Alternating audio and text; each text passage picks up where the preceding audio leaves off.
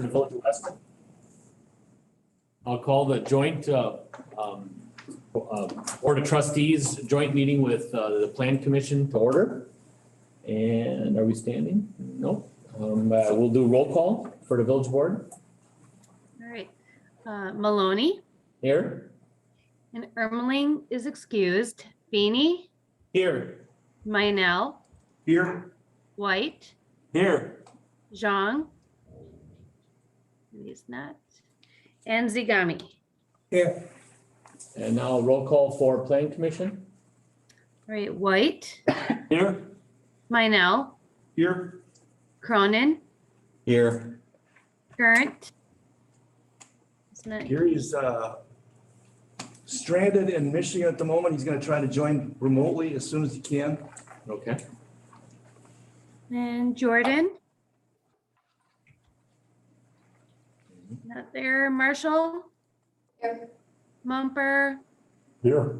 And then we have our alternates Maloney Here. and Zagami. Here. Okay, thank you, Valerie. Yeah. Keep that dog quiet if you can. Yeah. All right, number 4, approve, acknowledge minutes from the January 10th, 2022 Joint Plan Commission and Extraterritorial Zoning Committee meeting. So, Mr. Chairman, I believe we should have approval by the Plan Commission first and then acknowledgement by the board. I would agree. So approval, we need a motion and a second by Plan. I move to approve. Motion by Steve Cronin and second by Steve Minell. Anything on the discussion? Hearing none, all those in favor say aye. Aye. Opposed? So carried. And now on the Extraterritorial Zoning Committee. It's the same meeting. Yes, it is. Okay, So you can have a motion to acknowledge by the board. there we go. Move to acknowledge. Move to acknowledge by Feeny, Second. second by Zagami. Here, anything else on the discussion? Hearing none, all those in favor say aye. Aye. Opposed? So carried. All right, number 5, discussion and direction to staff on possible TID number 2, project plan amendment. It's a very short agenda and sweet. It's 57 pages of the last meeting that was put forward by the staff, and then obviously the way some of the votes and some of the things went, and some of the, obviously the minutes. So, So Yeah. if I may, I guess, if you took a look at the minutes, you can see there was a lot of discussion as has occurred as we have brought the possible TID 2 project plan amendment back to the Plan Commission for consideration and going back to a public hearing, if there is still a sentiment to do that. Obviously, we're not gonna take this to a public hearing if there's no support for it. So that's our mission tonight, I guess, is to find out what support, if there is enough support to take this to a public hearing. And then, I guess, what may need to be the contents of that plan amendment if there's gonna be support. So, I guess, having seen how the discussion seems to go, I guess we felt this would be the best thing to do tonight would be to try to find out what questions people may still have or what their expectations for this might be if they are willing to support this going to a public hearing. And in order to do that, we also brought in tonight Kristen Fish Peterson, who is the principal of Redevelopment Resources, planning and development consultant who works with communities and developers on development agreements and knows the workings of TID. Formerly had been the planning and development director for or economic development director for the city of Wausau. We also have Greg Johnson from Ellers, who has been doing our financial consulting on financing matters and also on our TIDs. And so they're here in person tonight to address questions. And we also, of course, have staff here that has been involved in this project plan effort since last year about this time when we went to the board to find out what their sentiments were on going forward with with a project plan amendment for TID 2, kind of in concert or in follow-up to the approval of the redevelopment plan for the Schofield Avenue corridor. So I guess I'm gonna turn this over to Kristen, and she has offered to facilitate some discussion on this tonight to kind of get a sense of what everybody's thoughts are, what their questions are, and so forth. So, Kristen, if you're Thank you. Do you want me to Thank you. stand there or sit? Is it okay? wherever you're most comfortable. I think just people can comfortable hear you. right there. Okay. Yeah. All Can right. everybody hear her? Yep, okay. I was in theater, I was in high school, I can project my voice. I'm here tonight as a volunteer. I'm here to share my passion for development, community and economic development. I'm not here seeking work. I'm not doing this for a future contract. I'm just here to help you make the most informed decision that you can about this, because it's important to the future of the community. At 11:30 today, I was a guest presenter at the WASA, now it's not WASA anymore, it's a WASA Community Partnership, or what used to be the chamber? What do they call it now? The WASA Community, or the WASA Partnership, anyway, Greater Washoe Partnership, whatever, Partnership for Prosperity. I was presenting about TIF to their board of directors because they have an issue with the cities of the Wassa Center Mall TIF, that they need to be as well informed as they can so that they can possibly do some lobbying. And TIF education is a passion of mine. So I did sit in and I was on the Zoom for your January meeting, and I was there for the whole 3 hours listening to you deliberate and ask really good questions about the opportunity before you. But I feel passionate enough about redevelopment that I wanted to help if I could.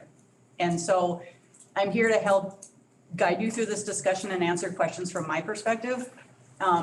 In addition to owning and operating redevelopment resources for the last 12 years, I did work extensively with the city of Wausau when I was there. I wrote 3 of their TIF plans, amended 1 for them. That was kind of handed to me as part of my work. Also, Redevelopment Resources has written TIF plans and helped work with even the private sector in many communities throughout Wisconsin. So we have experience. We've written a plan for the city of Marshfield. We've written a plan for the village of Pulaski. I've also helped private developers from their side of the table negotiate incentives with city. And the last piece I want to tell you is that we are a developer ourselves. And we know the expense and the investment that it takes to do a redevelopment project. We're doing one in Iowa right now. And the reason this is relevant is because other states have so many incentive tools at their disposal that they can use. We're getting tax credits from 2 different programs. We're getting a grant. We may or may not be getting TIF from the city itself, but the project wouldn't happen without that support because it is so expensive to redevelop property. First, the developer has the acquisition costs, then they have to demolish what's there before they even can put anything in the ground. So they're not starting with a clean slate. They're starting way in the hole, and the cost of construction these days is really high. So the tool that you have at your disposal is tax increment financing. And it is a very valuable and important tool, but it is kind of the only tool that municipalities like Weston have. And I think you're in a very unique position because your TIF district that you're talking about, that amending TID 2, you have money in that district that can be used for projects that you wouldn't otherwise be able to pay for in the same manner. And that's the but-for part of it. For example, if you do consider reconstructing Schofield Avenue with TIF funds, you can pay for that out of the money that's in that fund already. It doesn't affect your taxpayers at all. The Joint Review Board, made up of the school district, the county, the technical college, and a member from the village, a member at large, and the village itself. The Joint Review Board's role is to say, we understand that this development wouldn't occur without this support. And we are going to keep getting the base value taxes on those properties. We understand that you're going to use this value to do these projects. And when it's over, we're gonna reap the benefit of all of that. You're also in a unique position because if this district doesn't get amended, you don't have the opportunity to do anything for at least 10 years.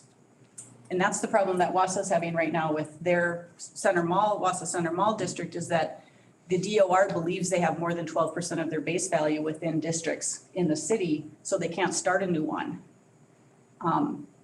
We think the DOR has made a mistake in that instance by over calculating that base value. But because you have this tool available to you now, and there's so many ways to do it carefully and prudently and effectively so that there will be no risk basically to the village. But to not consider amending the district now, I think would be short-sighted. And I was gonna listen more than I talked, but I just had to say those few things up front. And I think it would help us a lot to kind of know where you're at in your minds. And I don't know if you're comfortable, but I would really like to go around the room and have each person say how they feel about supporting an amendment right now and what questions you might have if you're not in support of it, so that we know where to take this conversation for the rest of the evening. Does that sound fair? Yep, why don't either one of us go first? Well, I'll lead off. Okay. And I'll follow you. Can anybody hear me? Yes. Yes, but, I can hear you, and I'd Gary. also like to know who's on Zoom. Yeah, so Gary Gert just logged in. And who else is on there? Dan Raskowski Okay, and Jess, is that Jess Falkowski? So can I ask a question of Kristen? Sure. yes. Go ahead. Kristen, I'd like you to tell me what benefit, why as a homeowner would I want to, what incentive as a homeowner would I want? I mean, I think that's the biggest misconception here is everybody thinks the homeowners feel that we want this closed. It's done. Enough spending money. It's affecting. We want this to go towards our tax base, but the dollar value is not significant enough to what it would cost us to rebuild that road. And that somehow, I want you to explain in a healthy way how that implicates or puts, if we shut this down, how that truly will affect a homeowner. So they have a clear education of why we don't want to shut this down. Should we answer that right now, or do we want to go around the room first? Okay, I'm sorry. No, that's okay. Yeah, that's fine. I'll say that I'm for the redevelopment. I understand the development. I push for the development for developers to get money to do this because that's what brings them to our community, period. I don't care what anybody says. If they feel like, well, we're giving them free money. What are we giving them? We're giving them free money to bring tax base in here, but if I can give you $10 and get 100 back, why wouldn't I? Why wouldn't I give you the 10? Or if I give you 1,000, why wouldn't you give me 10,000? If I give you 100,000, why wouldn't you give me 1,000,000? You know, that's why it's important that I feel that I'm for it, but I strongly believe we have to be able to educate everybody in the room of the reasons why it would be very foolish of us to let it pass by us. And I'm done. Lauren? So to try to summarize, this is my own interpretation of what's been going on at the meetings is some and the community in particular are uncomfortable with the broad spectrum that we laid out first in the amendment to TID 2, where there were a lot of plans and a lot of money outlined. I think the impression was that these projects were written in stone and were going to happen. Despite our best efforts to explain, no, the village board controls whether these projects go forward or not.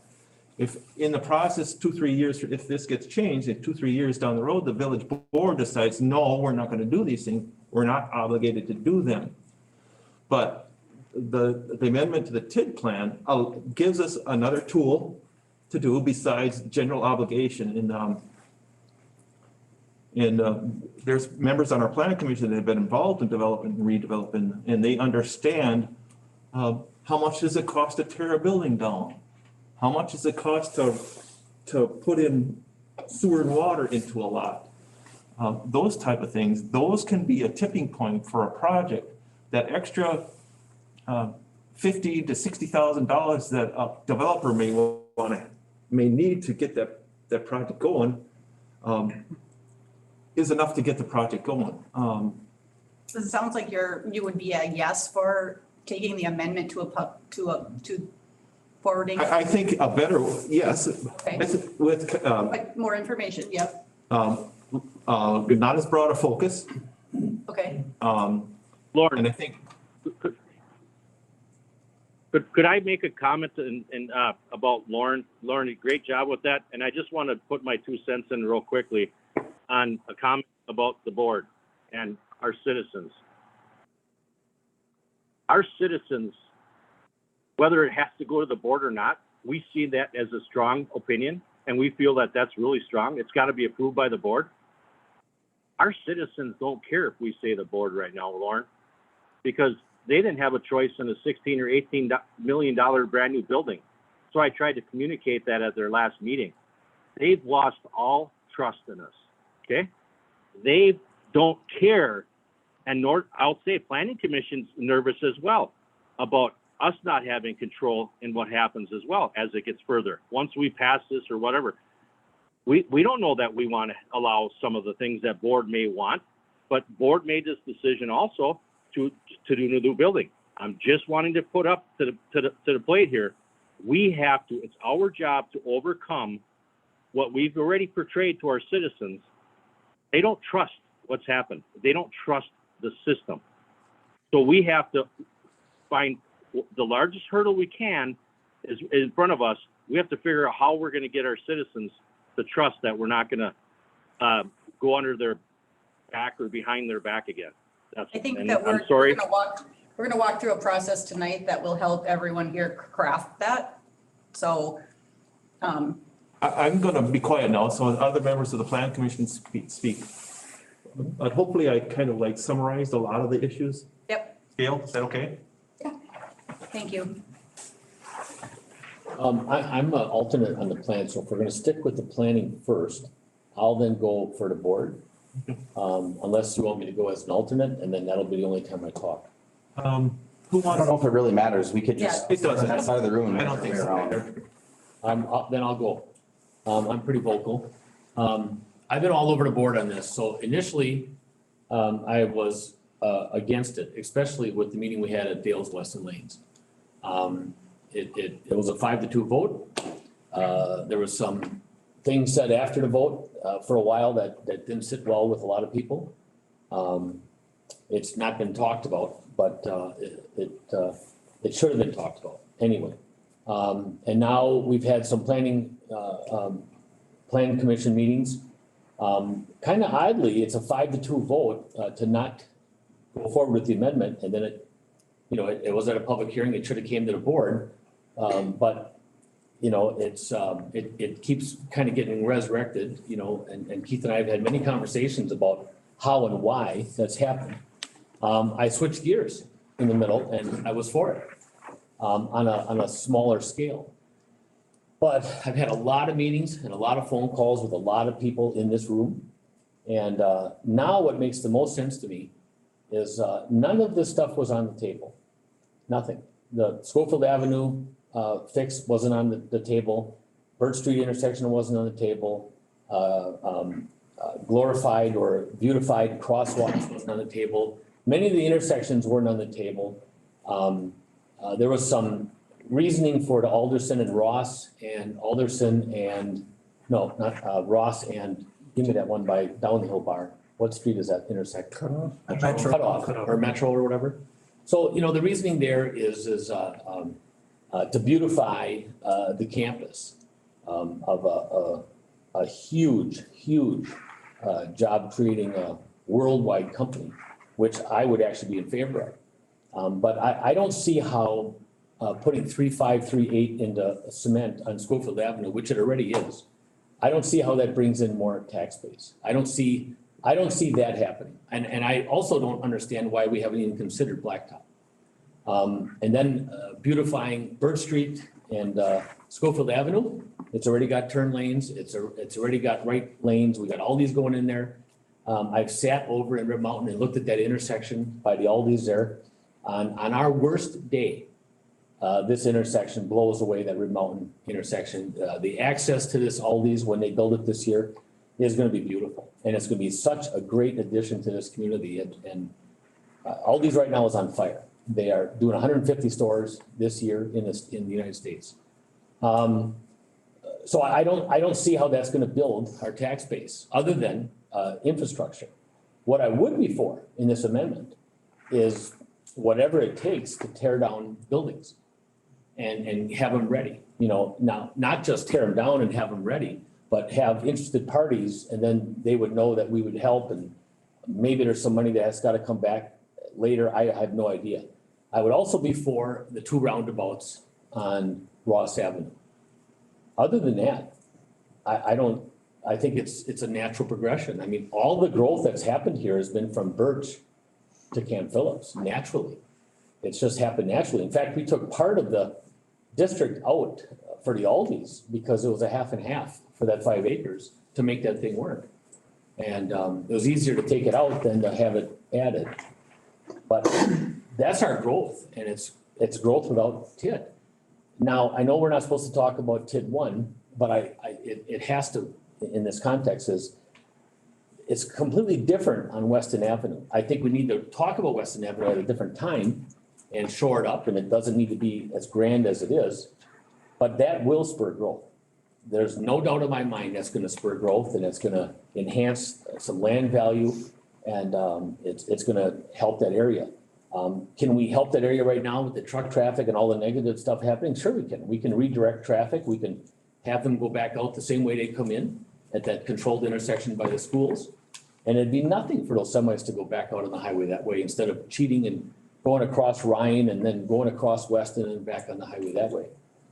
Getting back to Schofield Avenue here, I don't believe that Husheng and I will be in a voting position as an alternate. I'd rather have the 7 do that, but if it comes to the board in the way it is right now, it's a 5-2 right now against. I would be voting no unless it's driven to build tax base, and that would be demolishing and roundabouts. But in its current form, with all infrastructure, in fact, that's how it was presented the first night, all infrastructure. I don't believe there was any money in developing or tearing down buildings, enhancing development, other than enhancing infrastructure. And I think it's been a long time. And Kristen, you said that it's not gonna cost our taxpayers any money. You kind of made a comment, I don't know if I'm saying it exactly right, by not having that 9 or 11 cents, right now back in the fold. And also with the 3 other districts, the school and the tech and the county, it certainly is costing us money. So, I mean, I don't think we should debate. I do have some. But write that down so you answer that, because I want to hear the Yeah. answer to that. And then I think we should just kind of naturally progress in the circle here. And then anybody having any more questions, just write them down and hold them, like Kristen is doing. And we'll get those answered and then have I'm sure, a lively discussion. Okay?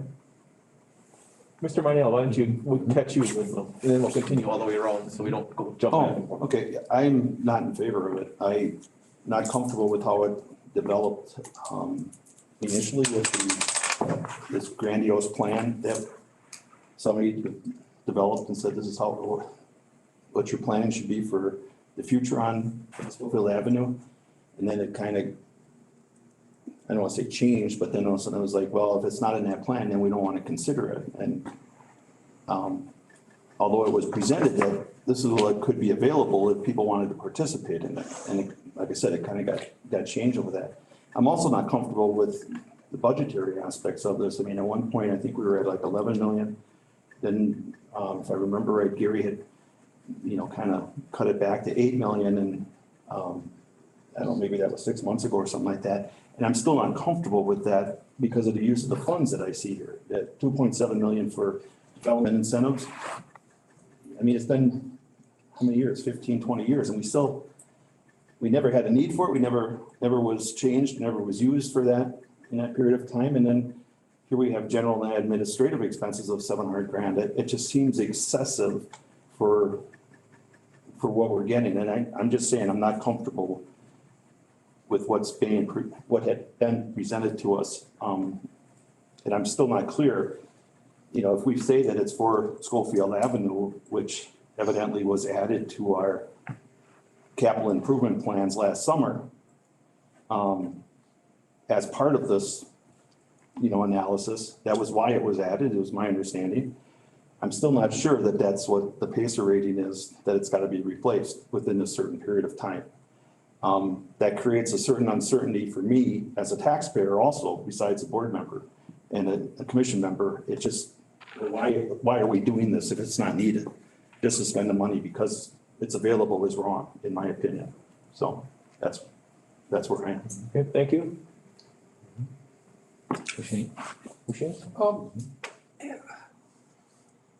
Let's say we don't have a TIF district. None of these projects gonna happen. You just can't do it. I don't think taxpayer of this community can afford that kind of expenditure.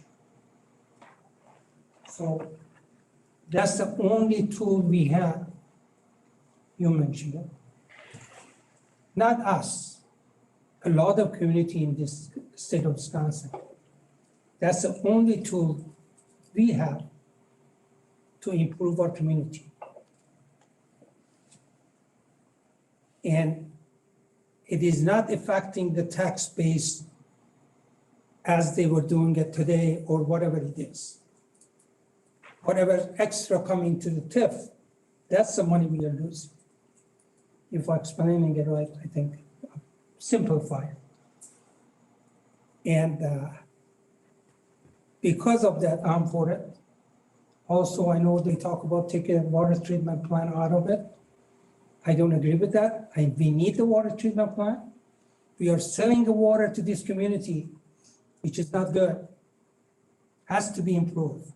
There is iron in there. There is a manganese in there. Those are gonna come out of it. It costs us money. It costs everybody money in their household. So we have to do this improvement. It is our job, it is our duty to provide the quality water to our people. So as for the budget goes, what number they produce today is nothing but the estimate. Those numbers will be fine-tuned as we go through these projects. They're gonna correct it because they have more information. Today, right now, they just have name of the project. We have some estimated number, some historical number we use. They make those estimates. They're just estimate. It's gonna get improved and it's gonna get better. It's gonna be fine-tuned. So the other thing is, Schofield Avenue is our business district.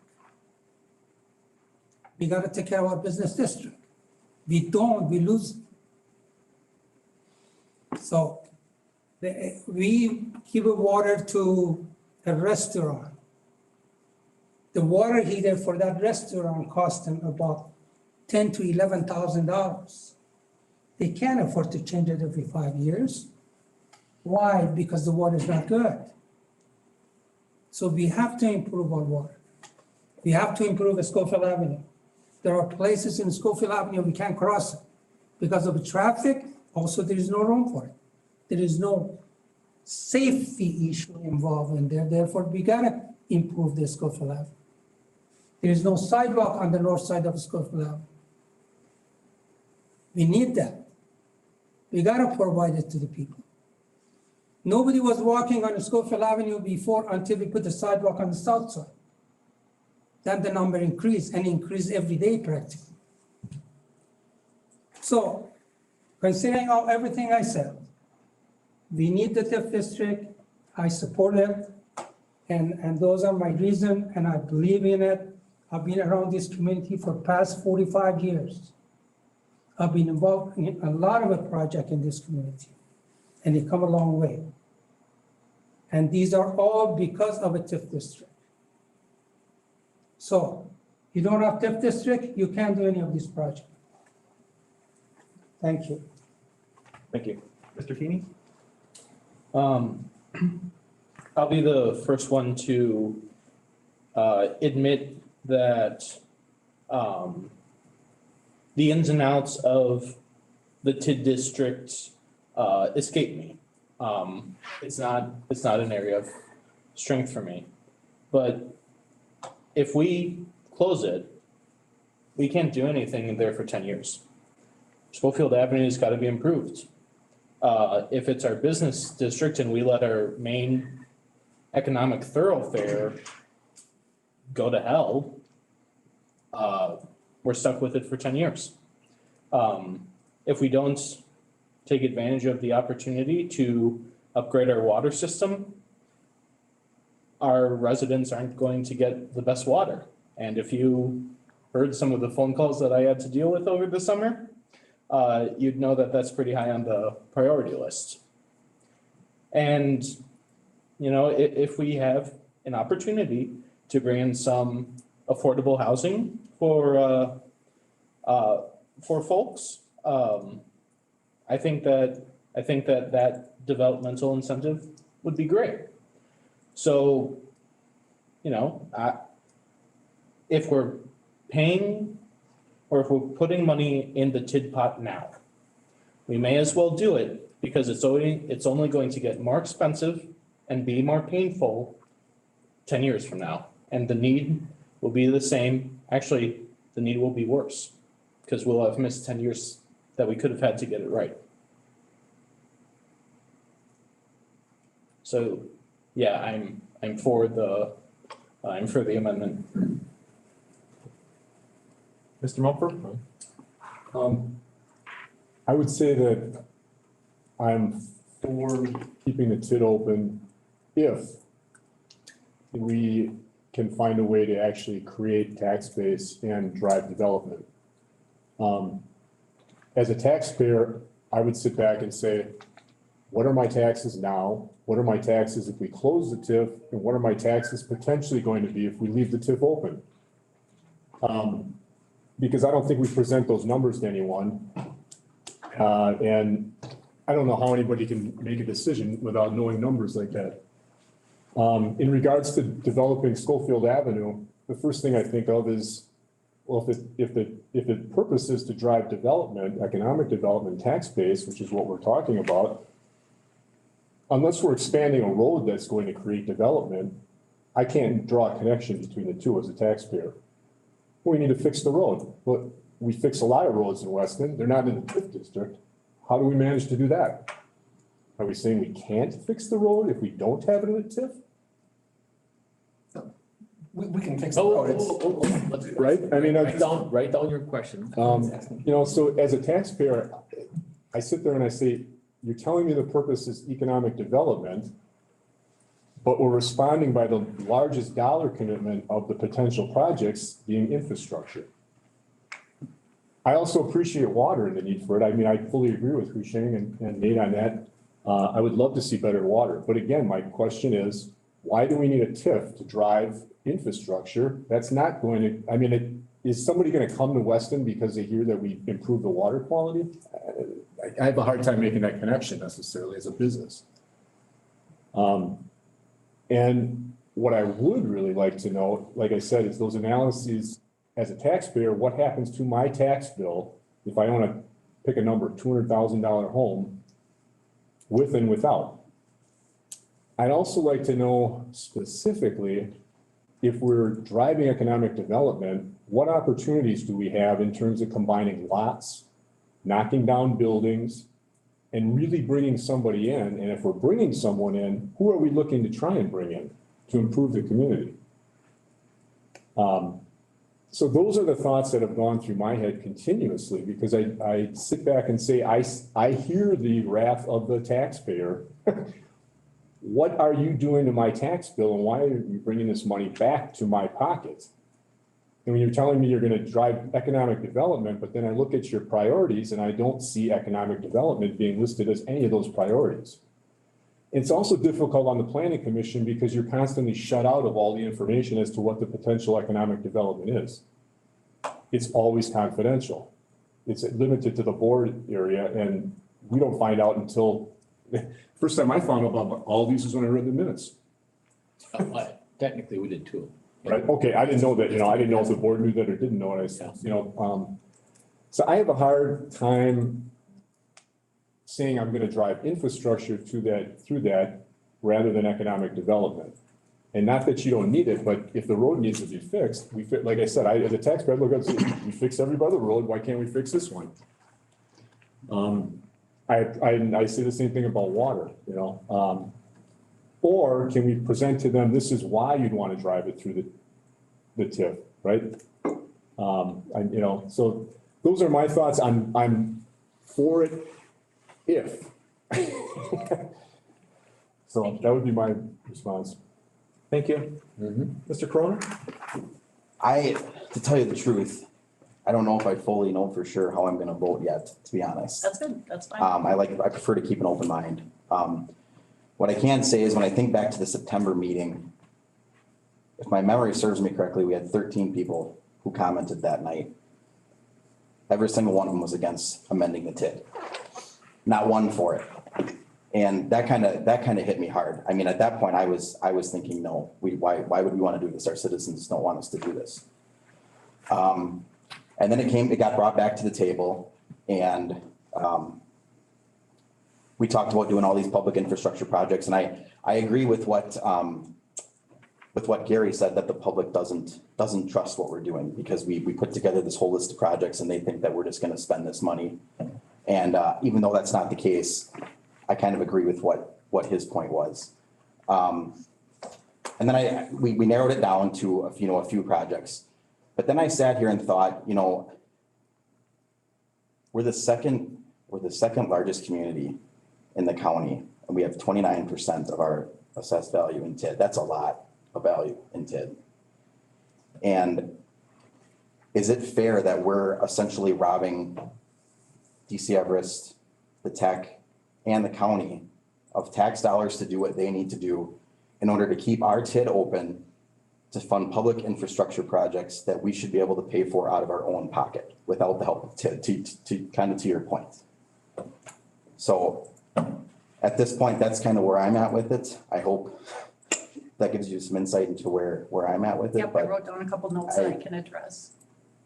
I truthfully don't know. I think how I would vote would depend on what kind of plan can be put together and go from there. Thank you, Steve. Ms. Marshall? One piece that I see missing is that all development within this TID, so we have developmental incentives, and I believe it's been targeted at the $30 million range.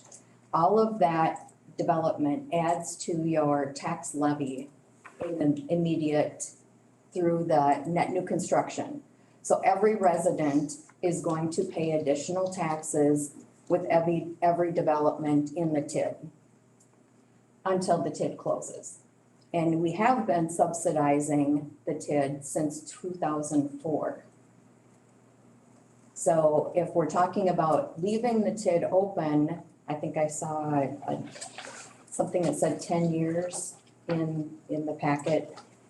Till whenever TID closes, we're talking, the homeowners are subsidizing this commercial area for 20+ years. And $1 of tax relief today is worth more than $1 of tax relief 10 years from now. I mean, you have to talk about the time value of money, right? Wouldn't you rather have $1 today than $1 10 years from now? So those are some things. And when I calculated that 607,000 of increment just this year, if we take it times 5 years and say it doesn't really grow, DC Everest is missing out on $1.2 million. The county is missing out on $681,000. And the tech is missing $182,000. So to Steve's point, we are making this attractive because we are robbing other tax entities. And again, those are just rough numbers take the 607 times 5. But I know that there's some talk about TIF being even longer than 5 years till it closes. And again, we're not calculating that every development, every $10 million is gonna add to every homeowner's tax bill. I don't understand that. Because of net new construction adds to the tax levy, is that correct, Jessica? We are able to increase our tax levy by net new construction. In or outside the TIF, right? The state gives us a net new construction number and we are able to increase our levy. Last year, we were able to increase our levy $48,000 with a 0.82 net new construction. Explain the point, what's the point E2? Our net new construction was an increase. For all or just for? I think Gail's question is pointing towards. The Net- state gives us a net new construction number that is determined by the equalized value in the village. The whole value, not, It includes the net new construction is the equalized value in the village. That includes any growth in the TID as well, right? It's in the village. Right. Okay. Well, just to clarify, I think there was a, That's still a decision the board has to make, though, to increase the levy. so I Has think the you board could, ever denied an increase in levy? I believe there was a comment made at one of our meetings where you indicated just the police. Just the police, next year's gonna cost us $80,000 increase, we don't have the funds for it. So we're talking about this let's go back to the TIF though, this is not about budget, sorry. But it does impact the budget and it does impact what the taxes are. The taxes that the village needs to operate are more than what we are taxing our taxpayers right now. We're talking about reducing the tax rate and that's not gonna help us continue operations the way they are. So I think we need to really focus on the TIF and the development in the TIF if we want to continue development in the TIF and not worry about the levy because the budget is controlled by the village board. Right, so my thought is, and thank you, did you have other concerns or questions? Just that if we do this mixed use development with commercial property on the first floor and apartments up, and I believe some number was thrown around that 1.25 children per apartment. And that is, requires, DCFs to educate children without getting any local property tax levy to educate those children until the TIF closes. So, okay, so you could, One more, Gary. Gary, do you have anything more to add? You said you're for it. It's maybe not fair that you get to talk again, but yeah, you went first, so we know where you are. Okay, Kirsten. Or what, did you have something else? hey, I was gonna summarize a little bit. So you can see we Is have, Joe there? No, Joe is not here. Joe's not here. So you can see that we have many and diverse points of view on this particular issue, and I think we've covered a broad enough spectrum from the members here that we probably represent a good portion of our community as far as different slots to fit in. And I know it's quite difficult to try to hit all these questions and all these points, but I'm ready. go ahead. I was just gonna say, I was just gonna say, I believe what we need to do is really just listen. Kristen brings a lot of value to this. And if we listen to this and if we can then educate our citizens on it as well, and maybe when we're done with this, maybe we realize that maybe all of us go, hey, maybe this is the wrong thing to do. Or maybe at the end of it, we say, hey, this is, I guess I didn't know enough about this to make the right decision. And maybe we decide that, hey, we should have a community gathering or something and bring a lot of the naysayers or the people that don't understand, like probably 3/4 of us that may not understand. That maybe we ask Kristen to be present for that, to educate and help us educate our community. But when we don't educate them, we just force through it. I know that's everybody has a chance to come in there. until it hits their Okay, why- pocketbook. why don't we- Nobody's got Why time. don't, Gary, why don't we let Kristen start? And I do want to make a comment. I'm getting the feeling that if anybody votes no, it's kind of like we need to be re-educated. So I hope you're not saying that. Oh, Um, no. okay, good. I'm not at Okay. all. All I'm right. saying, No, I I just think- had to say I it, think- that's all. yeah, Okay. no, and Let's I'm let sorry, Kristen- Mark. Let's What let I'm trying, Kristen go. yep, all right? exactly. What I was trying to basically say is, Yep. we may all change our mind. We may say Yep. no at the end of this. Yep. Let her educate us and let's all make Yep. our own decisions after. Yep. We may change our minds and I may say no at the end of this, but she needs to Norm- educate us. Normally, everyone in this room is trying to shut me up. This is kind of odd that I'm trying to Okay, get you. it's okay, Mark. You shut me up. That's all right. Thank you, Gary. Kristen, go Thank ahead. you, Mark. I love you, Mark. Thank you. Love you too, buddy. So the first thing that comes to my mind is something that I've said to every community that I've worked with is that TIF is a self-funding mechanism. And that's the beauty of it. The person doing the development is paying the property taxes and that's what's funding the development. The homeowner isn't paying the freight on this. The developer is paying for it. If you do upfront or if you do upfront grants, or if you pay for infrastructure, or if you do a pay-as-you-go TIF where the developer borrows for the whole thing and you rebate their taxes back as they pay them, which is a very safe way to do it because the increment's created by the time you're giving out any incentive. There's no risk to you whatsoever there. But it's a self-funding mechanism. It's paying for itself. And what the joint review board, the members of the school district, the county, and the technical college, and the village, they get to decide whether they want to approve the amendment. They're the last and only vote that really matters. So they will have done their analysis on whether they can handle more children in the district, whether they can, they also, when they do get a bump from when, say, close a district tomorrow, when the school district gets the windfall of revenue, it affects what the state gives them. So it's not necessarily all gravy to them. It decreases their state aid. So they know that and they know how to manage that. And so far they've been supportive of the districts that you've created. When there was a comment about 29% of the assessed value in TIDs, that's because you've been successful with your TIDs. Those TIDs it's not that you put it in there to begin with, it's that it grew in there. And Most of it's TID 1 though, isn't it? Right, exactly. And that was managed very well. When I worked for the city of Wausau, we were jealous of Weston because you had flat, sandy, developable land and you were smart with your TIFs and we couldn't compete.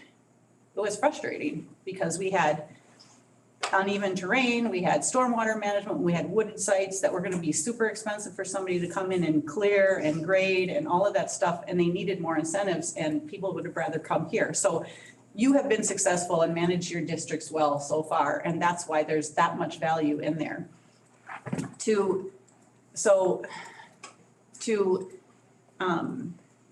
Let's see, we have an opportunity to craft what goes into this project plan. And the reason we're here for an amendment is because certain things were left out of it the first time, specifically incentives to developers. So it's very important, the categories that you put in there. It's not as important the dollar amounts because those will change with the costs of the bids and the expenses that are there. And if you can afford it. Right now you have increment in your district. You have a significant amount of increment in your district, which would pay for the reconstruction of Schofield Ave without doing anything. If you don't use TIF to pay for that, you're gonna have to put it in the capital budget and it's going to have to be paid for out of the general fund, right, Greg? Correct. So to not use this tool to redevelop Schofield Ave would be hurting taxpayers in the long run because this increment is already here. It's in the tool, it's in the bank from this fund, from the development that's gone on elsewhere in TID 2.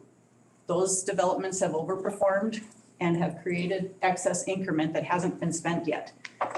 So you have a savings account to do Schofield Ave with. If you say, no, we're not gonna amend the district, that savings account goes away and you will have to figure out how to pay for that improvement some other way. But for at least 10 years, it won't be a TIF related funding by new development because that opportunity will have been lost. Let's see. Related to the homeowner, Gary asked a question about what the homeowner would pay. The homeowner is not gonna pay any more if you amend the district now because of the district. If they pay any more, it's because of any decision that the village board would make to increase the levy.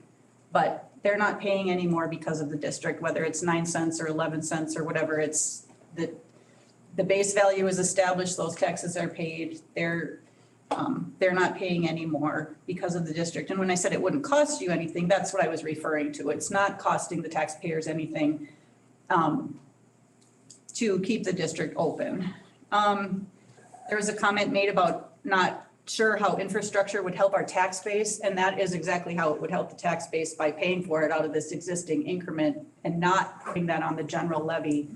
So the infrastructure is also important to show the village's commitment to keeping that a nice road and keeping it up and maintaining it. I don't know that you need some of the beautification elements necessarily. However, if you are putting new development down there, if I was gonna invest millions of dollars in a mixed use building and 5 years later, you're gonna tear up the street in front of my building, that would be not good.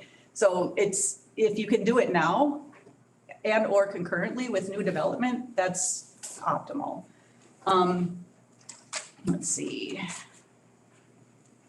So somebody asked are we saying we can't fix the road without TIF? You can, but it's gonna go on the general levy. But because you have these funds already in the fund, you're in a very fortunate and enviable position to have a district that has a cash balance in it right now. Not a lot of communities have that. In Deerfield, I think in the January meeting, Mr. Minell had done some research, and we did a contract in Deerfield. Was that you, Mark? Or Steve, I'm sorry? I don't know what you're.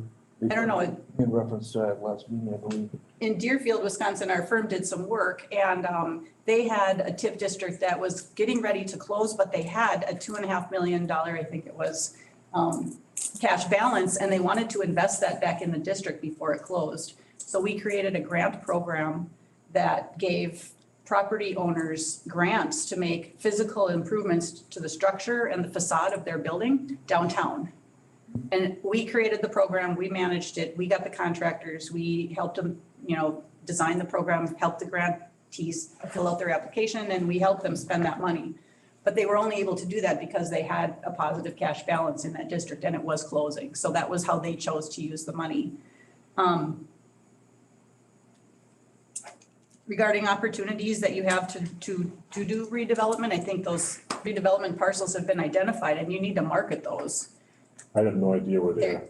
They're kind of They're in the corridor plan. Yeah, Roffers actually has them. It's actually in this packet tonight. If you go to. It was in one of the slides in the presentation that was given last time. If you start with page 19 and go through that plan, you'll see you'll see They're 20. lettered. Yep, you'll see 22, page 22 and page 29, page 30. I was actually just, I have a bad attention span, so I was kind of looking ahead at that. So being proactive about marketing those properties to people that you think would be interested in redeveloping those would be critical. And that's the village saying we're open to this. If you're not open to new development and growth, then that's gonna be great for Rothschild, Schofield, Wausau, Mosinee, Merrill. They're all gonna be dancing if you say we're not interested in growing. We're not interested in attracting development. Mr. Investor, you can take your money somewhere else because we're just not interested. That's the community, the development community watches that. And they say, cool things are going on in Weston, or cool things are going on in Rothschild, or, they kind of pay attention to that. And the developers are looking for opportunities to grow. They see this community as a thriving community with a great school district and lots of good things going on commercially. Aldi's is going to be a huge bump to that. So I understand this tool well enough to know that I don't want you to miss an opportunity. And I'm trying to cover these questions. Let's see what else. I don't think that the village has been subsidizing this district since 2004 if it has a cash balance. So, Well, the subsidizing what means is that the services that are required to be performed, say, like TIF district's a perfect example. We have a ton more services that are required in that area, whether it's police, ambulance, and we can not use any of our TIF increment to pay for these services. So the village taxpayers are having to pay for our EMS, our fire, our police that are being called to the areas of our TIF. That is what she's getting at when she says that. oh, okay, but So we have an increase in EMS fire demands and we do not have the funds else to increase that. The large quantity of value within our TIF isn't supporting the large demand increase. okay, well, that's again a question of whether we want to grow or not. Right. So, It has to, it's the consequences of throwing it away. yep. I have a question. So you had mentioned the money is there, it's essentially a savings account, correct? To pay. Some of it, To pay, yes. to pay for Schofield Avenue. Yeah. So, right now, let's say I had $2,000 in my savings account, I chose to close my savings account. I would get to keep that money. The village chose to close their savings account. Where does that money go? Gets distributed to the taxing jurisdictions on the percentage of payout that they get normally with the base value. So to my point, we are taking money from those taxing But jurisdictions. they're giving you to pay for permission this. to do that by the joint review board approving this. The joint review board already approved this district once, and if you amend it, they get to approve it again. And if they needed that money, they would say, no, we need the money. They have the school district superintendent, either she herself or she appoints the finance director to sit on the joint review board. So those people are the money people. The technical college sends their money person. The county sends their money person. And they know what the opportunity is versus the risk and what they are foregoing. So it's up to them to decide, really. Okay. But they don't. You have to focus on the, pardon? Correct me if I'm wrong, they don't approve that if somebody's put in a $15 million multi-use build, with the commercial and the apartments, that's not what they're approving. They're either approving the TID amendment or not. What they're approving is they see that list of project costs that you budgeted in advance. And they say, okay, they're gonna give incentives, they're gonna give this much in incentives, they plan to do Schofield Ave, they plan to, may or may not include Birch, intersection of Birch. They plan to do this, we're good with that. But as it's being proposed, the incentives, 2.7 million on that budget is not. It might not happen. There's no qualifying Right. details on that. So in essence, they're, even though if they approve the extension, they're not really gonna be necessarily approving that, yeah, there's gonna be 100 and some apartments being put in. It might even get better than that. They might you might end up overperforming in this district and doing better than that.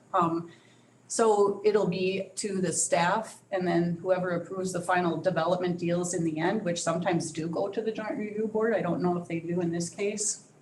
Some joint review boards approve deals, don't they? Typically, no. No, You just okay. receive a copy of the. They get a developer copy of it, so they know what's going on.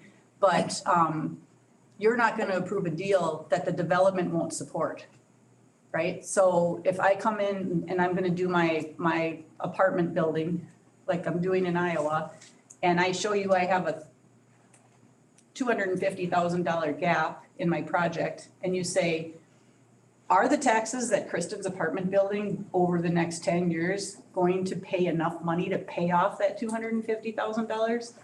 If they're not, you're not gonna approve that incentive to me. You're only gonna give me what my taxes will pay back. Right?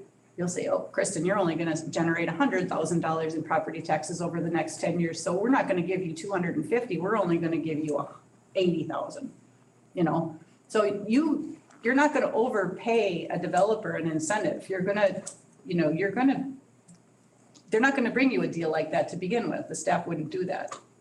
Well, the ones that I saw, it was like that. And I was very full, I think it was January of last year you had. That was some only, seats. that was a proposal I that wasn't going understand, anywhere. I understand, but That was just the first blush. okay, but that's what I got exposed to, so that kind of creates this environment where Sure. I'm concerned about it. Yep. The individual entities are not gonna be approving your apartment building. But or they whatever. see that you've identified whatever it's gonna be, $2.5 million in incentives, just say, for example. They say, you've got that in your budget, we're good with that. Because they know you're gonna generate tax base exponential to that number to deserve that kind of incentive. Okay, let's, And then- Mr. Mumper has been patiently waiting. Hold on one second, little housekeeping. Gentleman, and only because he's running for election, Jasper Hardinger, if you haven't met him or know who he is. He's running for a seat on this board, also for the county board unopposed. So welcome, Jasper. And then Roy, why don't you go with your question? And then after that, I'm just asking, should we just go in the same questions of you, Kristen, and starting with Gary? You know, so let's get Roy out, he had his hand up, and then go with Gary and then kind of go in the same order. Because I've got some questions too, and maybe even some questions of what some of the other statements were. Okay. I think that'd be healthy. I'm gonna go back to my earlier premise. It's the taxpayer with and without analysis. Now, Gail's comment was, if we close the TIF, money goes to the school, and you said, it's not a pure play because the state will offset their revenue sharing with them. Fully understand that. Now, let's call the board the state, just for theoretical. We close the TIF, more money flows to Weston. The board, a la the state, looks at the situation and says, look at this, we have more money. That means we can lower the mill rate, a la lower the tax bill. Doesn't mean they would, doesn't mean they had to, but they could, correct? The Village of Weston will be lowering the tax. I'm just being theoretical. If we close the TID, more money comes to Weston, correct? We'll get approximately $70,000 more. We will collect approximately $70,000 more. We will be forced to reduce our levy approximately 7 cents. So because we're getting so much more value, we are able to increase our revenues and still lower the rate. The state forces us to lower our rate even though we could probably use all the funds that we could get. But we have to lower the rate. And that's the same with every other taxing jurisdiction. They are gonna get a little bit more revenue, but then they're gonna have to lower it. We can't just get it all. The state does not allow that. So the full $600,000 that we're talking about, we don't get. No, I understand we don't get all of it, but my point was just like the state can then offset how much the schools get, the board could also do that somewhat, to some extent, not the pure amount, I understand that, but there is some amount of it, right? I've never seen a community close a district because they want to lower their levy rate and hamstring themselves. But this is the comments you're getting from the taxpayers. Right. I keep going back to that, right? When we sit in front of the tax, Yeah. that, I was very, very clear on my understanding when I was sitting there. Shut this damn district down so we can lower our taxes. Now, to your point, that's not a pure play, but I don't think the taxpayers understand that. I would say start trying That was my to reduce point. the rate and be coming back with a referendum. And so the presentation maybe would be, yes, you temporarily would get a very small incremental reduction in your taxes, followed by when we have to redevelop the road, it's going right back up again. But that's right, I struggle with. Mumpers, I'm sorry to interrupt, Mumpers, but you're hitting it right on the rock. Exactly what I was trying to say. We need to educate our citizens that if we make the decision, if they get 79 cents or $1 taken off their tax bill, but let's go figure out in 6 or 7, 8 years, whatever, maybe 10 years, that Scope Avenue gets redone. Now we're going to raise your taxes $3. Really? Let's do the math and figure out what's the best scenario mathematically. And that's why in our planning commission meetings, we ask for that math. We're not moving forward without this math. Don't put us in another position without what it's really going to affect us financially so we can make an educated decision. I think we've all asked for that, and we had a little bit of conversation with that. And the conversations we had, there was such a spread with it that we would be making the wrong decision by closing it. That's where I stand, and that's where my small P brain says, wrong decision, wrong answer. So, I'll be Gary, done now. Gary, do you have questions for Kristen? No, Mark, I'm gonna be Okay. political right now. You picked me I picked myself first last time. I'm gonna be last now, this time. Thank you. Okay, sounds good. Lauren, do you have anything? No, I don't think I have anything yet. I think my role here is to try to, Facilitate? well, that and also to try to gather things together. And having been at all these, by the way, 3 hours is a pretty short meeting, by the way. Very. So, right? So I hope to present the varied viewpoints of the plan commission in a fair fashion, even though I'm pretty sure people can figure out where I stand on the issue. I am in favor of keeping it open, but in a more precise detail as far as what are we gonna do? And I agree with Gary and Roy about, we need to educate the public. Let's face it, how many of you before you came on this planning commission knew what we were talking about? And I've been at this 15 years and I still learn something new every time I'm at a meeting.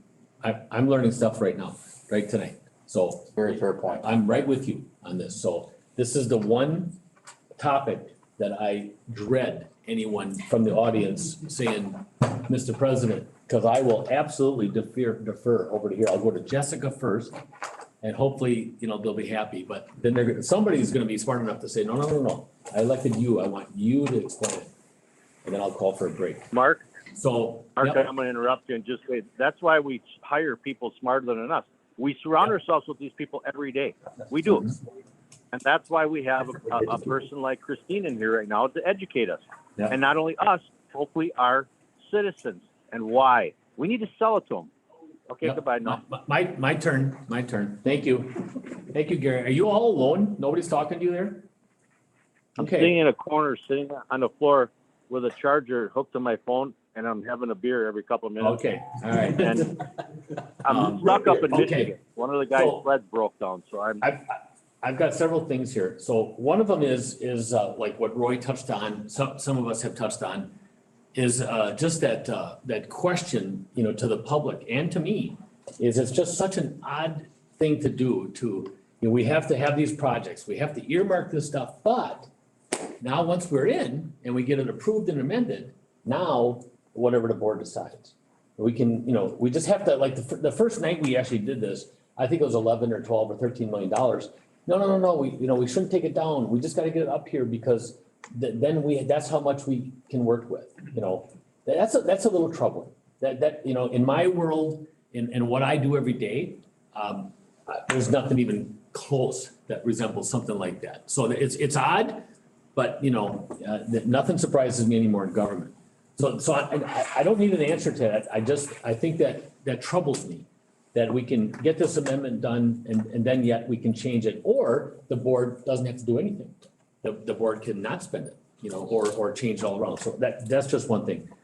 Being able to switch. Mark, can I interrupt? Can I? No, I'm on this. Right after I'm done. Right after I'm done. Just wait. Gary, I just want. You can. No, Okay. Gary, please. I'll forget. Gary, then write it down. Write it down, please. All right? We all get our time. So Crestwood Acres, somebody brought up, yet we are still building roads. So Crestwood Acres, we did out of the general fund, correct? Yep, okay, so, we are able to do that. Now, to Hushang's point, maybe not to the 3.5 or 3.8 level, that we want to do a cement Schofield Avenue, but it was originally a county road. I mean, I don't understand why we can't think of blacktop. We're replacing a lot of roads with blacktop and so We whatever. can make it blacktop. What? We can. We Okay, cannot. there you go. So, Can I answer that question? yep. The engineer who designed the road, Mhm. he calculated the concrete and he calculated the blacktop, Mhm. the cost of it. Then he make a recommendation, whatever is more economical. Mhm. That's why it is concrete, because he figured out at that time, based on his calculation, it was more economical to go with the concrete. So for time, maybe on the concrete, but up by the new Quick Trip up on Camp Phillips, I mean, that's just like a washboard right there. It's so embarrassing to come into our community on a county road and you go through several hundred feet of that washboard. So I just wanted to bring up the crossroads, really no answer to that. The water treatment facility that Husheng brought up, that's got some concern to me. I don't, just throw a ballpark number out there on that. How many dollars are we talking? How many millions? I believe we have it at like 6.5 million. Okay, that's a concern. I mean, and Can we- you know. Can I just, Mhm. Mr. Johnson is here. Yep. Hoping from the finance end of it, why would we want to finance the water treatment or the wells under our TID as opposed to the utilities? I believe it was last summer when the bonds were issued, I believe there was comments made that our utility charges are less than, normal to other communities. Why wouldn't we fund it that way, with that vehicle that's already available to us? As opposed to putting it in the TID. He's not supposed to be talking. I know, I agree. Sorry. I'm being as patient. I'm the worst person here in talking. But actually, I like Sorry, that one, Mark. so I quick wrote it down. So Greg, can you answer that? Sure. So if you have a utility project, you can only charge to the TIF district the proportional amount of that utility project that benefits the area within a TIF district.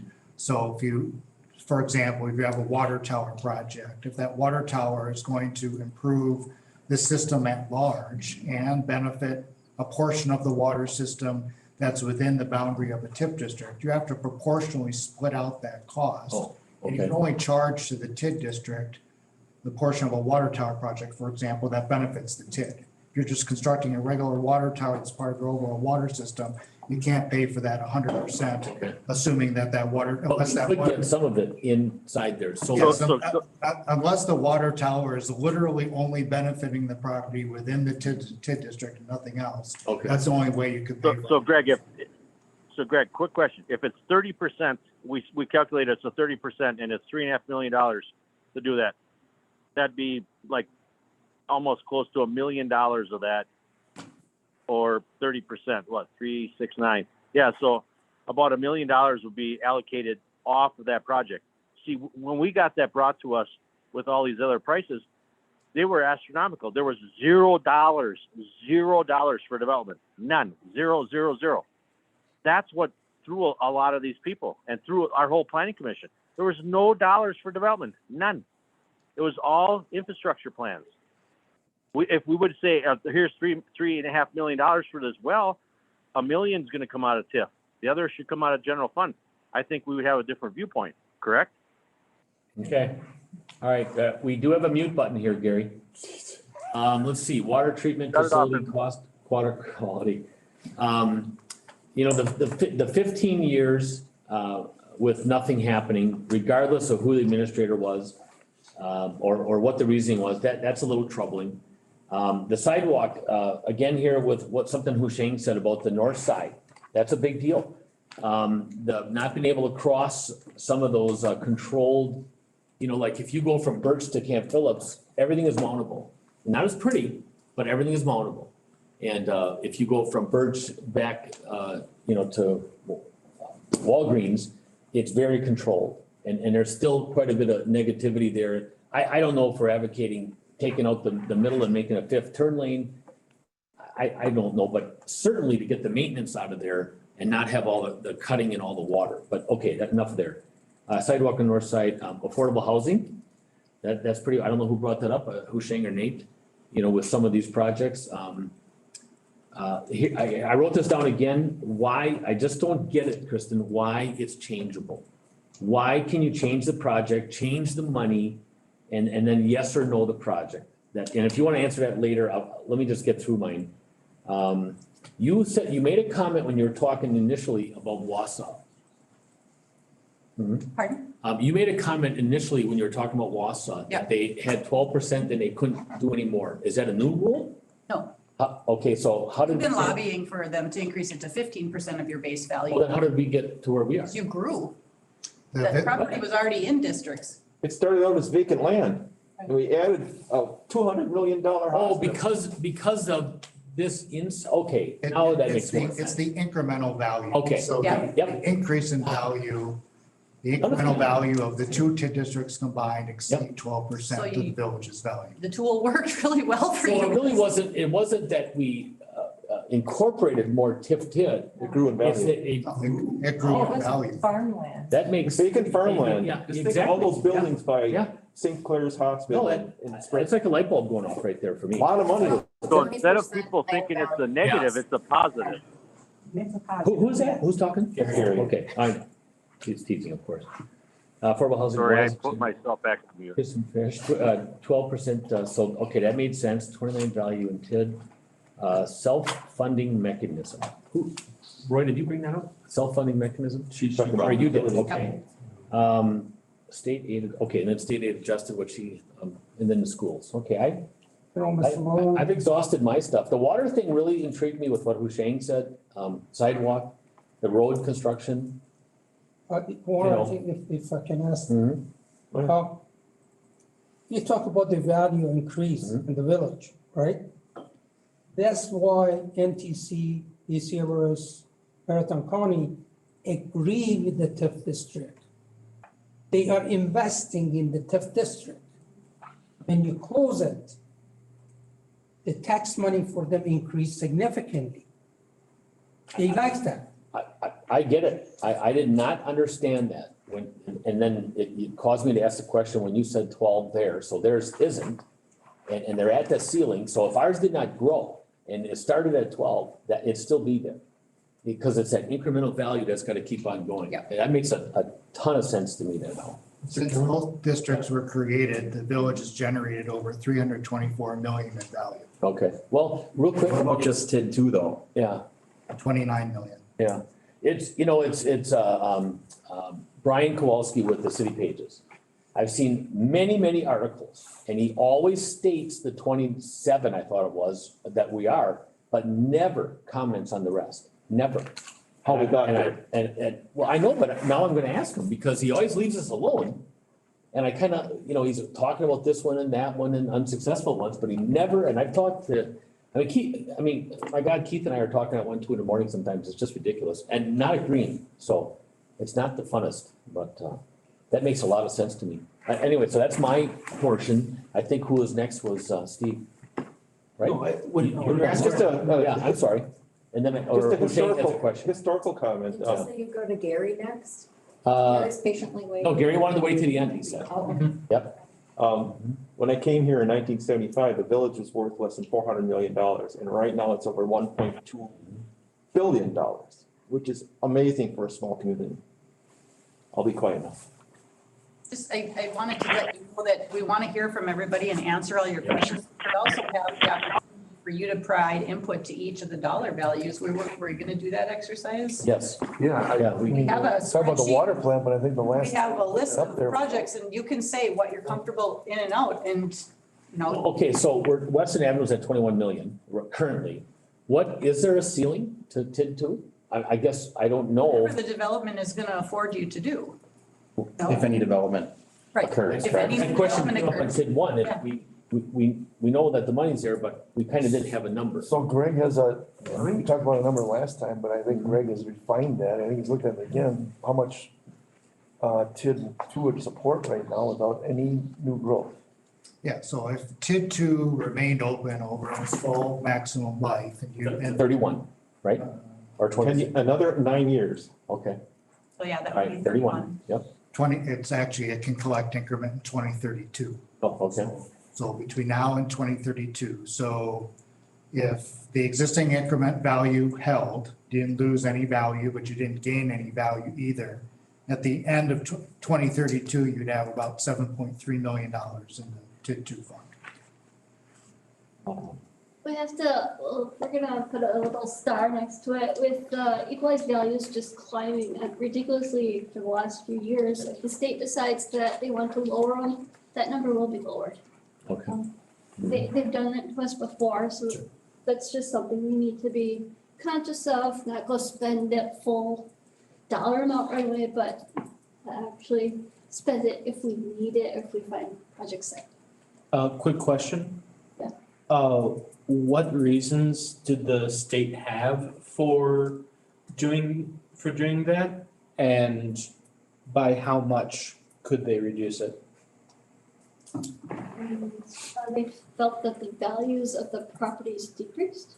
Oh, okay. Do you have any more to add, Greg? Yeah, back in, I think it was back around 2008, 2009, the Department of Revenue just kind of went through a methodology change in terms of how they were going through the the equalization process of values for every TIP district. So every municipal assessor provides assessed values for every parcel in the TIP district. And then the state goes through what's called the equalization process to come up with the equalized value. It's kind of the market value. And that's really what all TID values are based on, is market or equalized value. So they went through and kind of changed their methodology. So, statewide, you had some TIF districts that, saw dramatic increases in value. And here in Weston, you saw a dramatic decrease in value. It wasn't necessarily because there was substantial new development or new construction, or there was substantial demolition and loss of value. It's just that they changed their methodology. And so the impact was, there are lots of examples around the state of TID districts that saw huge jumps out of nowhere, or worse, saw large declines of value. And Weston, unfortunately, saw immediately some declines in value just due to that methodology change. It really wasn't due to economics in the village. But it followed the market. I just know my property and neighbors, and talking to our assessor, that was a wild time. It was a market correction that took into account several years of market activity. So it was rather abrupt correction. Okay. I know an example of a TIF district I worked on. Overnight, the value of that district lost 23 million. Nothing happened. It was years of change that they felt needed to be corrected. But, you couldn't argue that there was 23 million of value there on December 31st, and the following January 1st, it was gone. Jessica? We lost $13.1 million between the years 2008 and 2014. Okay. The value in 2008 was 13.8, and in 2014 it's 1.4. Well. That's kind of crazy. And the market correction being the housing boom exploding. Yeah, okay. Some of it. Yep. Steve, you have something? Or Kristen? No? Shane, you had some stuff? No. Oh, I thought you did. Except when I have- Okay, all right. Nate, any more? No, when it comes to, just thinking a few steps ahead, when it comes to individual projects that may or may not be eligible for TID funding, I think I'll have more pointed questions about development, but I'll let, I'll say less as the people with the better idea say more. Roy? I guess one of the things I was hoping to understand tonight is specifically who have you brought to what TID districts in terms of development? And when I look at that map, okay, we show some, Roffers put together some combined lot areas. But one of my questions would be, what is the minimum threshold that certain businesses need in terms of acreage and exposure to prime street access? And are any of those even sufficient? Like if you wanted to bring a Costco to Weston, what is their minimum acreage size and exposure to traffic counts? No, not on Schofield, and nor would they want to be there. They want to be on the highway. No, but I think you're just using that as an example. I'm just using that as yeah. To your point though, Roy, staff has had interaction with a developer or two, particularly on that triangle project. Yep. I'm not gonna name It's them. Roy's time to talk. It's Roy's time to talk. But Roy asked the question, so I don't know if Kristen can ask that question. They usually are looking for something like that is This is where all these. for a 40-acre piece of Well, raw land or So a who 20-acre. would we be looking for with those size?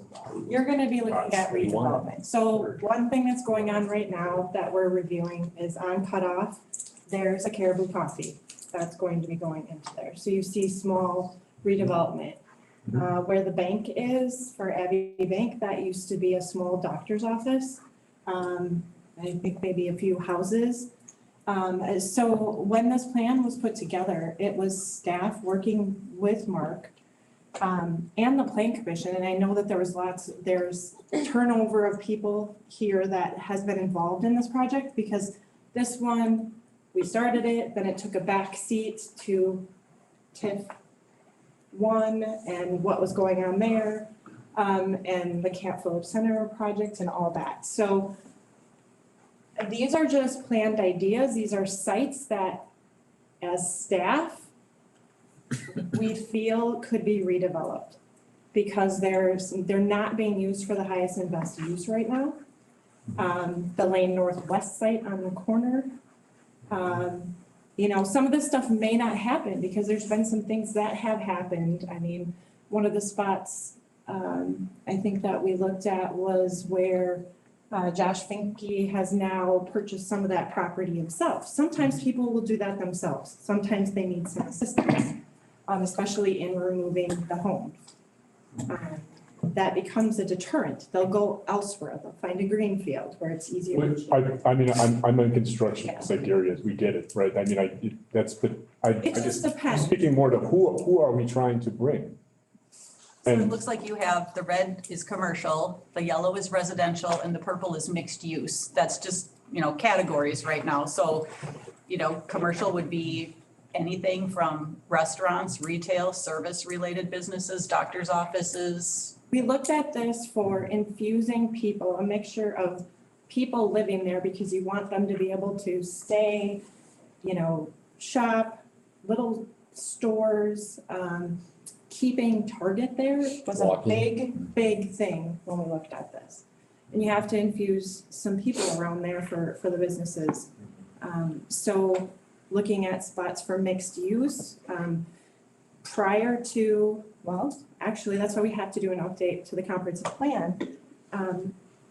Previously, we were not interested in multifamily out here. I had definitive marching orders from previous boards that I could basically tell anyone, no, they're not gonna rezone anything. That's why it's not shown on the map as future multifamily. Now that's all changed. So there's a different focus. And there's still some people that don't like that. They, you know, multifamily and affordable housing, like what is affordable housing? We're going through that in that big group that we're gonna be a part of with all the other communities and start talking about that because affordable housing to me might be different to you. You know, we have to figure out what kind of development we want. And we'll back to your initial question of, in Watertown, when I was consulting there, I ran the RDA for them for 7 years. We created an RDA and I ran it for several years. We had a downtown redevelopment plan that we created, our firm did, and then they didn't have any staff to implement it, so the mayor hired me to basically do it, implement it. So we identified a block on their Main Street and the Rock River that we thought had little value to the community, less value. And we talked to all those property owners and said, would you talk to us if we asked to consider buying your property and relocating you? Eventually, they all agreed, and those 6 buildings were paying $25,000 total in property taxes each year. We recruited Terrence Wall out of Madison to build a 75, it's now up to 86 unit multifamily development that's gonna be paying probably exponential that, you know, $25,000 a year in property taxes instead of whatever I said, 250,000, whatever it is, it was exponential. The value was increased. It's gonna be a $12 to $13 million investment by him in that, on that lot next to the new town square. So where the buildings were building a town square, but on the city parking lot that was generating no revenue, they getting a $12 to $13 million development. And he didn't pursue tax credits from WIDA because he wanted to be able to charge market rent, but as far as the county median income in Jefferson County is concerned, he can charge $800 for a 1-bedroom, and that's affordable at the 60% median income. So that would be considered affordable. In Watertown, they were charging $500 for a 1-bedroom apartment downtown of very low quality. Now they're gonna get many more new units. They're gonna get, I think it's up to 86 units now. So that's maybe 150 people now living downtown in Watertown and going to the town square, going to the ice cream shop, going, you know, get their hair cut and pay their taxes. And so you have to consider the other benefits of putting higher and better uses, denser uses, more people in those areas than are there now. You're replacing low property tax paying buildings. You're increasing the density, so you're bringing more residents and businesses, more activity, more economic value to what's around it. And that all adds in, If you say, we're not interested in amending this, you're basically saying, we're okay with these low property tax paying entities or the market to just figure it out for themselves. And if I was a developer looking for the best place to locate, I'm gonna look for something that's really cheap to acquire and demolish and redevelop. But I know I won't get any help from the village, so maybe I'll look in Rothschild or, That's why I've struggled with the infrastructure versus the development part of it, because when I look at the plans as I've seen them, I see a lot of numbers on water treatment, redoing the roads, and other than I think Gary and I bringing it up, I don't know that there's much in there about anything for incentives, development, who would we bring in? What are we trying to accomplish in terms of development? and your market's gonna dictate that a little bit. So, you have to ride that wave, but if you're intentional about looking for mixed use and residential and you send the signal to whoever, Raleigh Lockery or Godorsey or whoever's out there, anybody from out of town that might be interested in developing here in Weston, that you're willing to play ball with them and you welcome them into the community. That's important. Christine, can I chime in for 1 second? I just want to ask a quick No, question. Roy has one more comment. Let me have one more comment, Gary, you can have it all in. Okay, awesome. I love I think you. Great at guy. least to me personally in the planning commission, if we had another meeting like this where we brought in some developers and said, what would you, what could you, what is available to do? And what would it cost? That would interest me greatly. Here's what's gonna happen when you open an avenue to a gal like Kristen. Kristen, I just want to ask you one question. When a developer calls you, what do they ask you? What's the biggest question they ask you? What What kind of communities incentives can I get? What? and where? Who's the most aggressive community in the state of Wisconsin right now? I did have. What does I did Raleigh have that what call. I does got that Raleigh call. ask you all the time? I got that call from Raleigh Lockery a couple of months ago, and he said, who needs housing and where are they gonna support it? Where are they gonna be welcoming to me? And I said, Beloit needs hundreds and hundreds of homes right now. They need apartments, they need everything. They're building a casino, they have an Amazon warehouse, they have industrial development, they're on fire. And he's like, thank you. So, And on top of that, then all of a sudden, guess what just happened? We just sold out Weston. They're gone. Raleigh's down there putting 20 million. So that's my point in the fact of I struggle and trip on this stuff when I sit in those meetings listening to somebody say, I don't support mixed use multifamily. I don't care what it is. If somebody's going to bring me $10 million in commercial mixed use and $20 million upstairs above it, that's a $30 million tax base. I'll be more than happy to give them whatever they need to build a building. That's $30 million in tax base that they're bringing to our community. I don't care what they're bringing. They're bringing people, they're bringing citizens. Our governor should have a little bit more involved in that to try to get more people back in the state of Wisconsin. We need people here to work. We all do. Every one of us know it. Sorry, mute again. one of the points about this district too is that you're not starting over with a 27-year district. You have 9 years to go. So it won't be long until all that increment is released back into the taxing, the other partnering taxing jurisdictions. So Kristen, can I ask you a question? Yeah, I think it's your turn. Interrupting you there.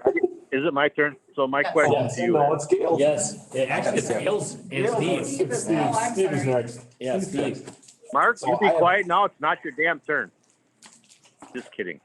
I have two So, questions. Kristen, Oh, wait, I gotta Gary's- really ask. Go for Yes, it. sorry. All right, Steve I Cronin. have two questions. So when I think of a TIF district, it should be for redevelopment. When this, back to a couple of people have made some comments, when this plan initially came in front of us, there was little to no money earmarked for developer incentives. And I think that's what's. Yep. So you had mentioned that you've worked on with some communities on redevelopment projects. What do you think would be a good number to put in a fund if we were to amend this? How much money do we need to set aside for developer incentives in a district of this size? As much as you possibly can. I mean, I think Mark Roffers did an estimate of 30 million. And I mean, you can earmark anything and you won't necessarily spend it unless the value is there, right? If Raleigh comes and has a $12 million building, or T-Wall comes, and T-Wall is looking for small communities in which to develop. He went to Watertown, he went to De Pere, he went to Green Bay, he is looking, he's in Oshkosh now. He's left Madison, he's done with that. But he sees opportunity and he knows he creates a very valuable, high value product, it's high quality. If he creates a $12 million development, and I think it's reasonable to support a developer at whatever, let's say, we know how much, we can figure out how much tax base that's gonna generate, and then we figure out what's a reasonable amount to incent him. That should, it depends on how much value we can create in here though. So I can't give you a number, and I think you've tried to calculate that. Well, what do we have in here? 750,000? And, right? Okay, so And I know we're gonna go through an exercise, maybe we should get 2.7.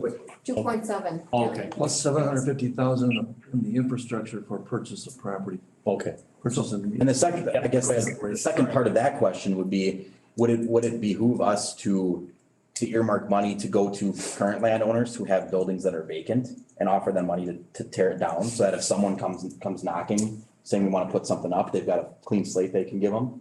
I don't know if that's possible, or if it's better to work more with. I would wait until you had a developer in hand that was looking at that site, Okay, and then, Have it that there's a program out there, you bring us the project.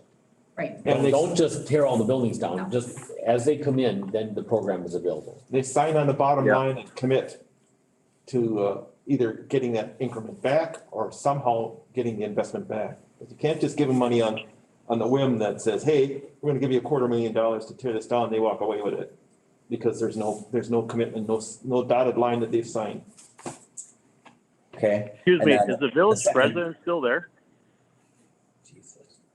The second question. yes. Move away from the beer. Is, I know Mark touched on Camp Phillips, how much of a washboard that is. And I've gotten comments, we've had people in meetings who have asked why we're not looking at that.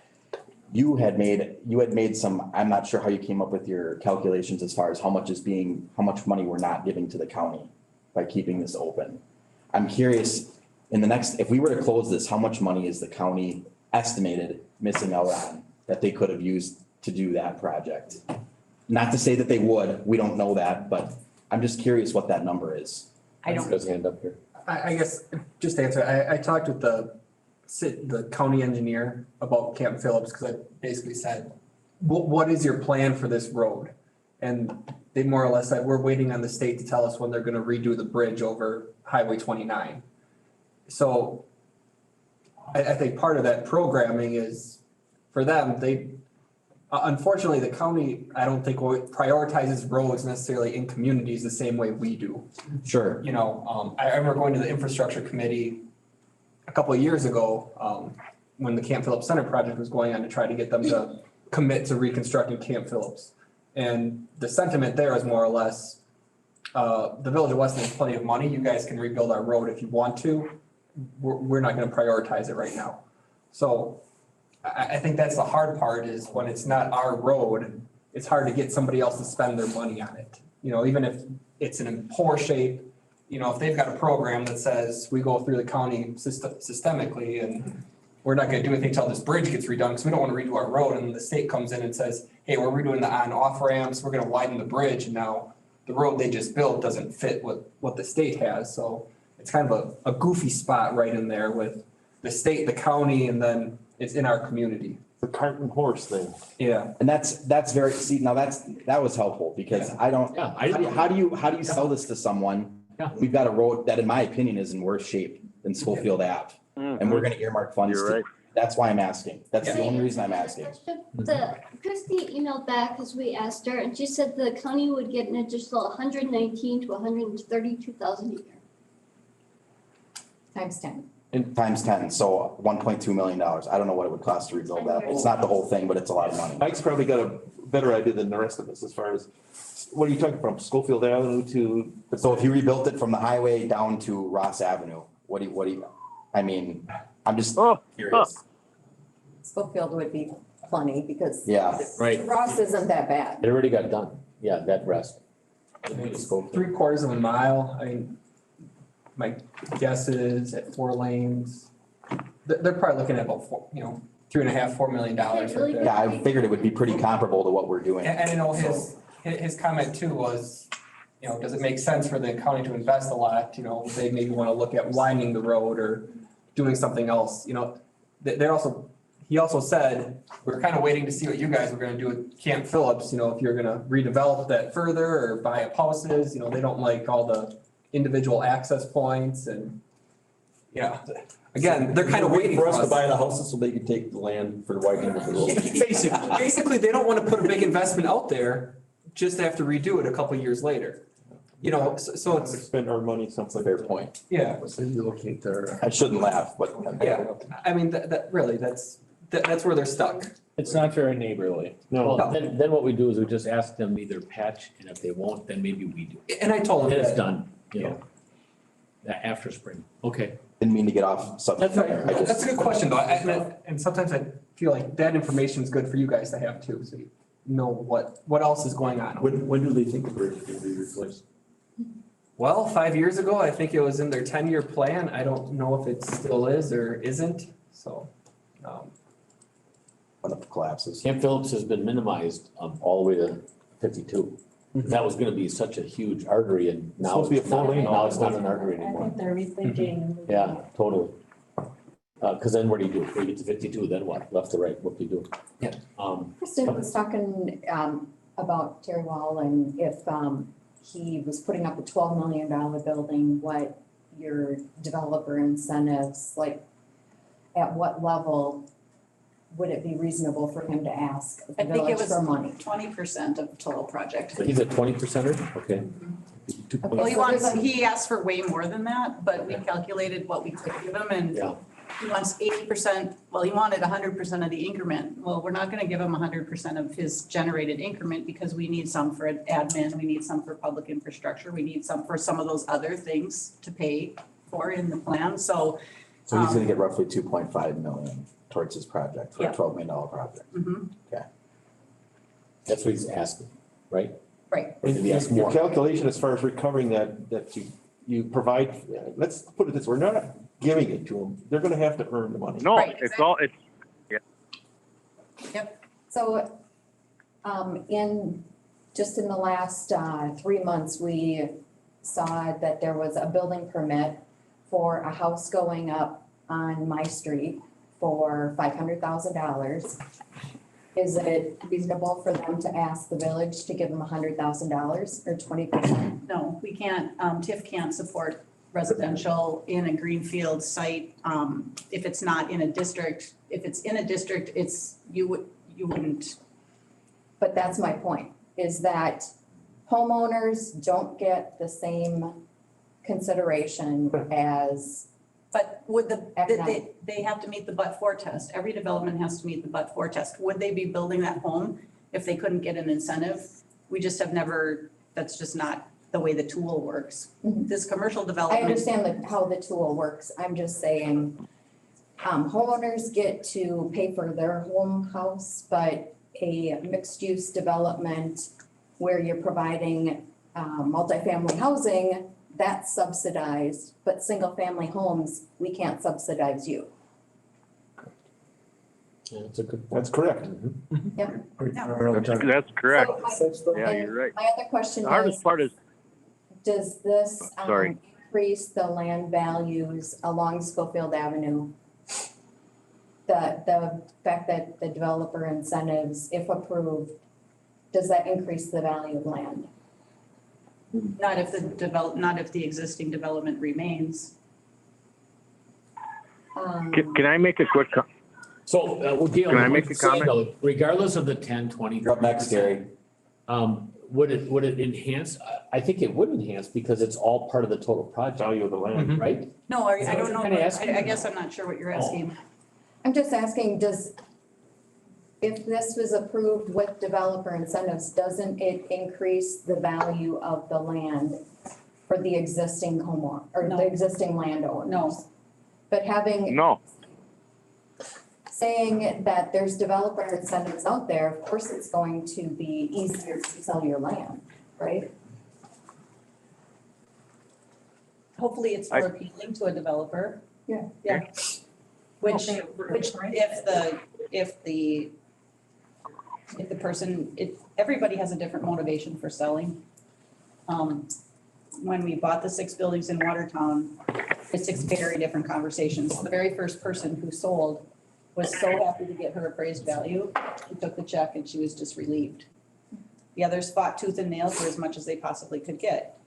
And some wanted to retire. One, the restaurant closed, they went away. They retired. Another one, the karate studio, relocated in town. They bought a different building. They made cool improvements to that building. So we kind of got a 2-for-1 on that one. And a few others did the same. So if everybody has different motivations driving what they want for their property. Some might not want to sell at all. Is your question like in a spot that something goes, let's say where the Aldi's is gonna go? So does that then enhance the adjoining areas? I like on scope for that, I would say yes. Commercial properties. Commercial properties, yes. Yes. But not residential, no. In fact, it might actually negatively impact the residential because if you increase traffic and. Just having the developer incentives available, Right. it's going to increase the value of land, existing land within the TID. Is that a bad thing? Yeah, but her point though is that for the resident though, it's not. It's only for the commercial. Right, Kim? Or is it your point that you think it's gonna open the door for them to try to gouge the village, if you will? No, I was just saying that this increases the value for the land within the TID because you have more opportunity to get an incentive. Conceptually, but not literally. I mean, I guess I'm confused as to. No, Literally. there's a risk tax everything bill's we not gonna do. go up on the value of their land, but conceptually, they probably ask more for it because they know a developer wants. It's all about supply and demand. Yeah. Got to get Your the turn, seller to Gary. the table. It's your turn, Gary. Okay, so I got lots of things. So number one, I guess I would say is if we have, and this is where I want to go with Gail. All right, I've been staring at this property, and I'm just going to be 100% honest with you. I'm staring at the property. I've talked to the owner 3 times across from Tommy Wash with the home, probably along with Raleigh and whoever else has been looking at it. Now, from a developer side of it, I'm just going to tell you, the house is unrealistic for the value of what he wants for it, right? But he knows that this value of this property, he's trying to take advantage of the Weston and the commercial value of the property. Well, dude, the house is not worth $450,000. It's got to be torn down. You don't understand, right? So if we take and we incentivize somebody to tear that property down, and they decide they want to put $10 million of an investment in a commercial use on main floor, whether it be restaurants, whatever it may be, whatever it is on main floor, and we want to put 90 units above it, and it brings in a tax base of $36 million. Are we in our right positions as planning commission to say, and we don't have that input,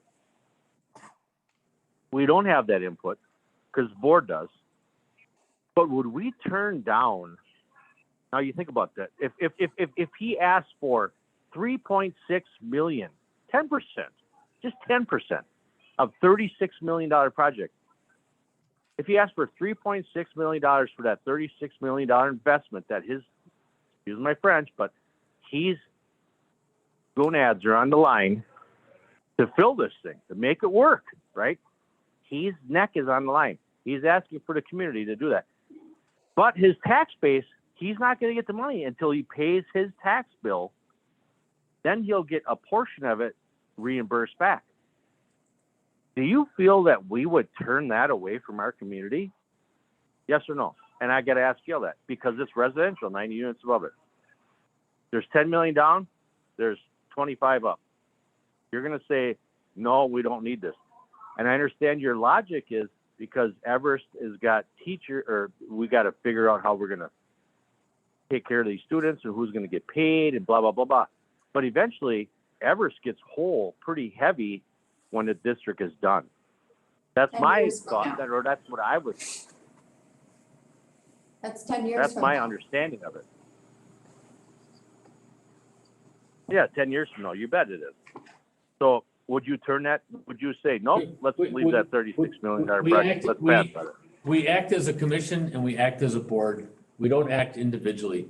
And I don't think anyone should be called out on how they Well, would vote. no, and I'm 'Cause sorry for asking no, I'm that, serious, but- Gary, that's enough. Because it's Gary. it's multifamily.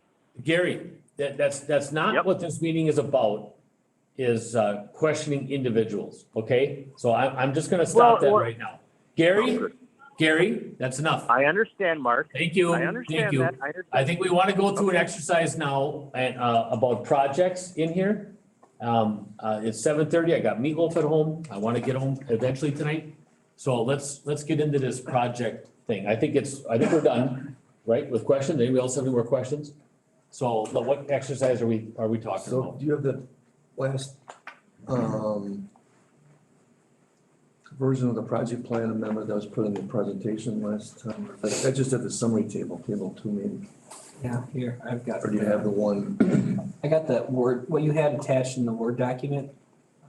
Okay. Is this something only you have? We don't have it, right? So you're gonna put it up here? Is it in the packet? I think the table 2 was in the presentation last time, but. Okay. And that's table 1. Mark, can I talk at all, or? Yes. I just want to bring one more subject up. One more Okay. subject. It's about our residential developers. Okay. I know nobody likes to talk about residential, and this is where I'm going with the residential portion. I want you to understand where I'm coming from this, okay? Nobody wants to pay for that, or nobody wants to help that.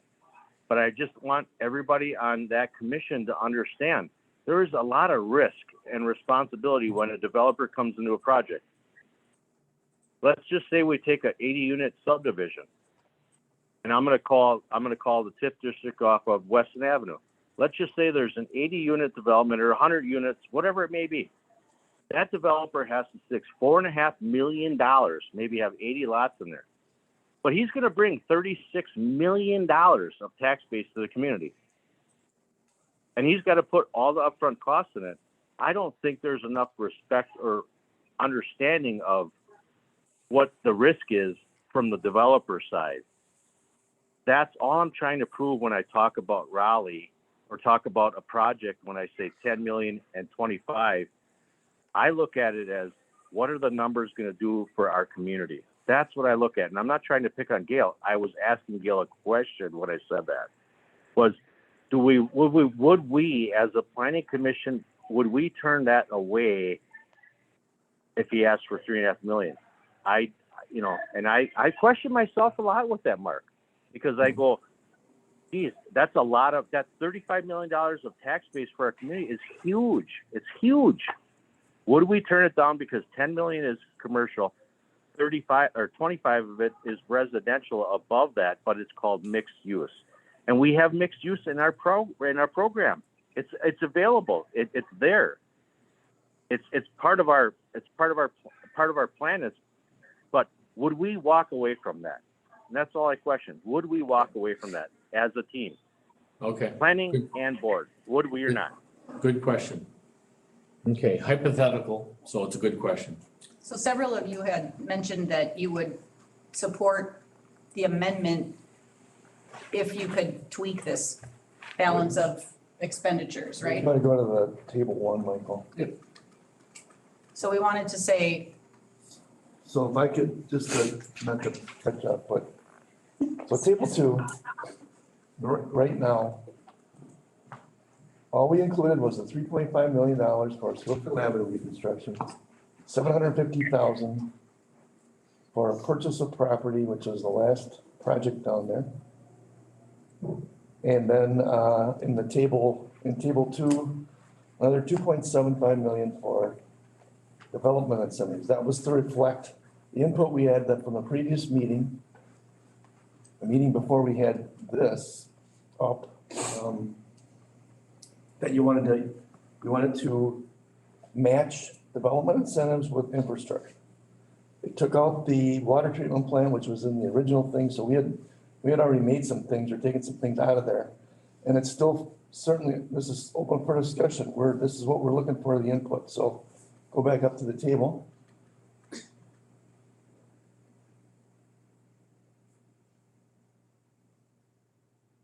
Once you want, you got a blank one in there you want to work with. Well, there's a blank one if we wanna just not look at what was in there and start from scratch. You're scrolling all over the place, I can't read anything. Yasmin does it too. So I guess, do we wanna just have a blank one up and? Or do we wanna just go through the list and say, yeah, keep it in, or no, let's kick it out? Keith, did you see you took the water treatment plant out of it? Yeah, based on some of the input from a public hearing, and I got a after that, problem we with took that, it all out. sorry, I got a problem with that. So I guess to that point, the treatment plant is in our capital improvement plan, no matter what, whether we use TIF funds for it or not, the water treatment plant is in our CIP. I gotta see it, I gotta see that. Yep. It goes through the process and we can't just talk about it. Yep, I mean, Do it. What kind of value? What kind of value? it's 5.5. And then what percentage would fall inside the TID? I don't remember. what I think we were had. using a quarter or 25% when we first brought this forward, so. I think the whole TIF district on Schofield Avenue, whatever it is, should be part of it. Because they're all gonna benefit. Yeah, so that was about 1.37 that would, if we use a quarter. So so that would be in here, but only 20 to 25% used. And then what is the difference between asphalt and cement? Ballpark, just throw a number out there. To Shang's point, the existing road is built with concrete. When you use concrete, you have less base. If we go with asphalt, we're gonna have to add more base, probably some breaker run to beef up the structure of the road underneath. I'm just wondering. So quite frankly, I think last time it was really looked at concrete asphalt, if you're starting from scratch, it's kind of a wash. I think one other thing is it get too thick with asphalt.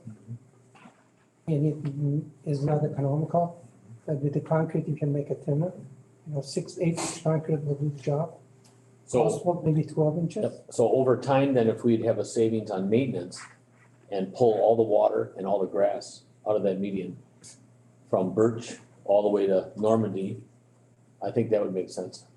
And put something in there with that you don't have to have all these people huffing it out there all summer long.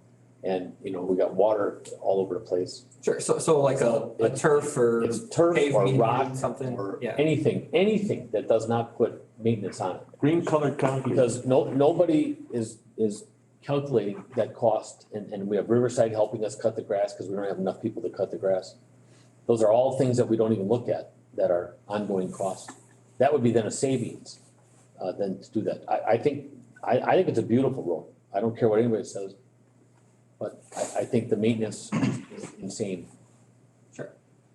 Director Wodolski, theoretically, if we did put 20% of the cost for that water treatment center in for the TIF funds, could we do additional projects with the savings from capital improvement? For like for the water utility? Yeah.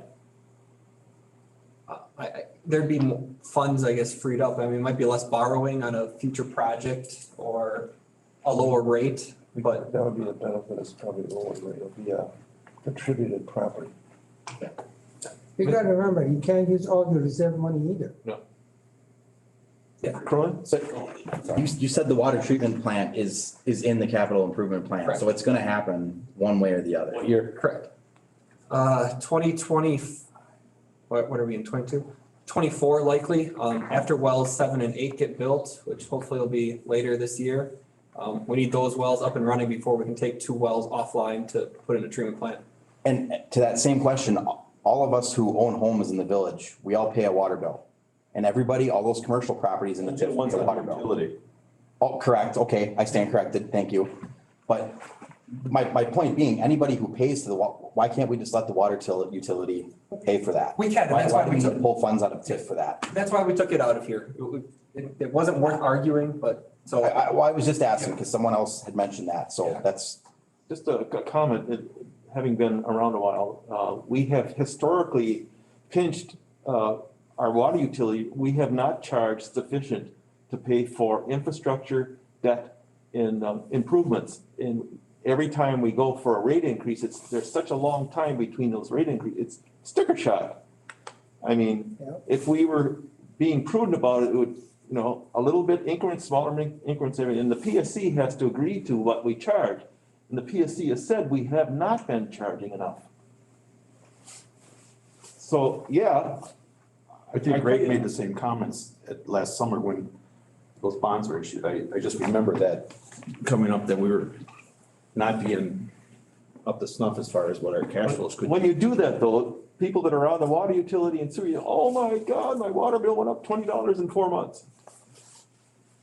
well, maybe that's something that needs to be looked at not tonight, but obviously not even at this level, but Right. a different meeting. To be honest with you, I would rather pay for water that comes through a pipe in the street and have my sanitary system into the street than to pay for a septic system and a well.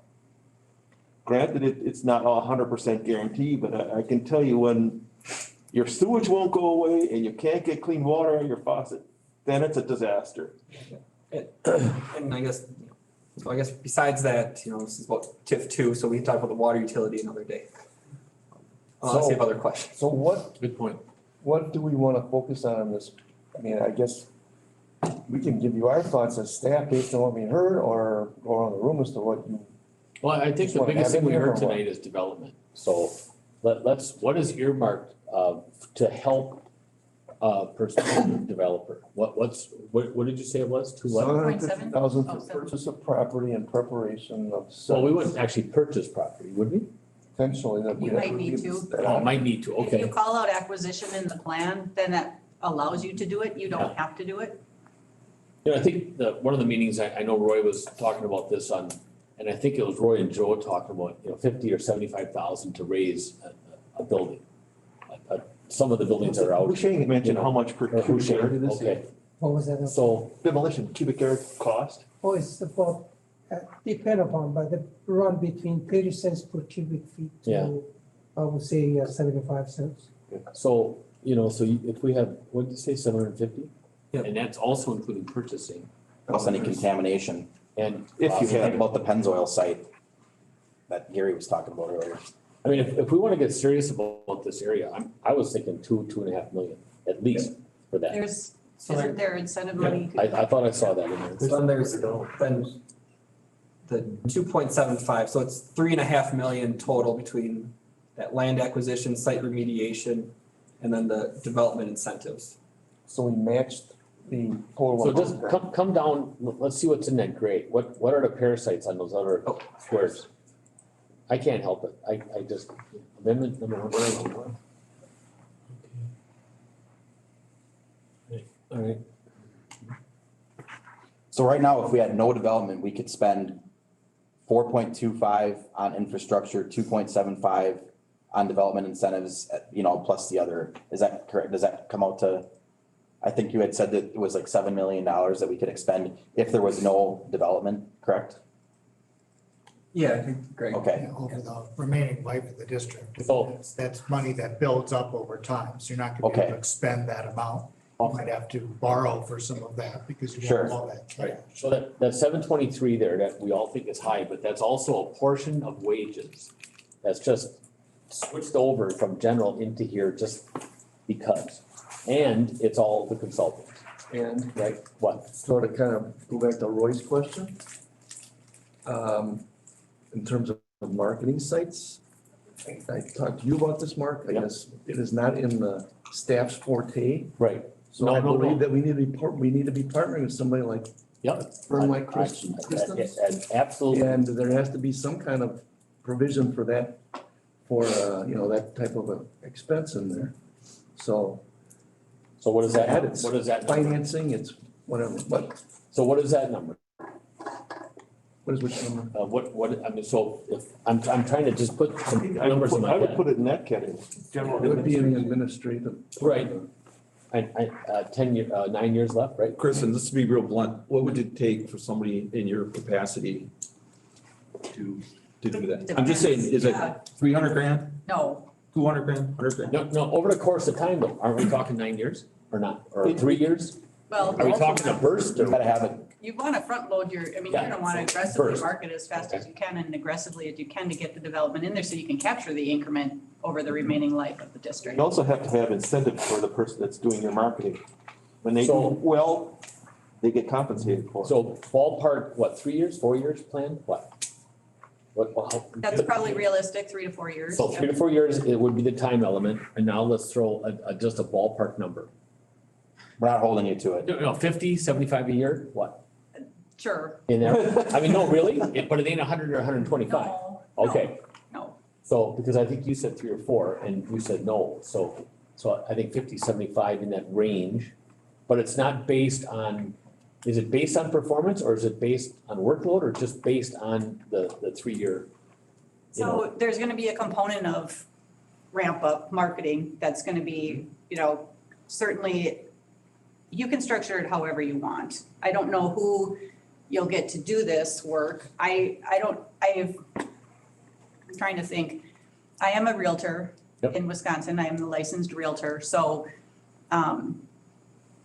Well, you've seen us, you've been jealous of us, so it'd be kind of neat if you were on our team. But what I'm saying is there anything out there that incentivize this position? So not take away, I don't know if we'd want to get into anything on a takeaway, but, is X amount paid to do all this, but then every increment of value added? I mean, that's, in our world, that's, you bring, if you were comfortable, structuring a deal on an hourly basis, that's one thing. If you were comfortable structuring it on a paid for performance, then that would be a negotiation too, and I would be open to both. that'd be maybe 80 though on base and, 10 or 20 on, incentive. Just something to Right. incentivize. And I thrive under, I've earned my living on commission and incentives my whole life, so.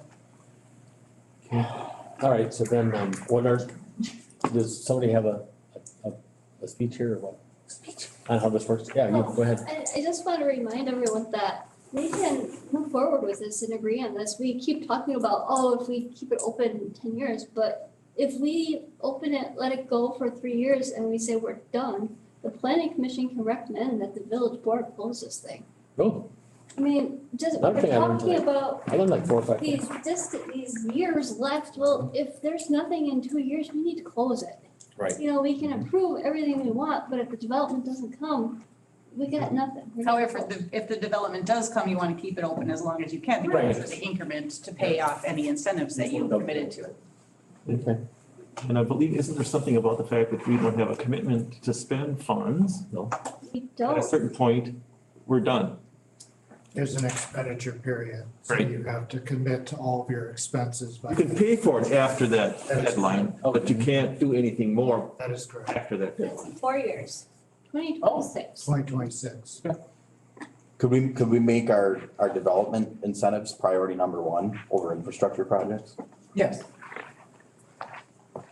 I would almost prefer that. I mean, I would recommend. I would rather see us, if I was gonna say yes to this, I would rather see the development come in as soon as possible before we spend any money on any infrastructure projects.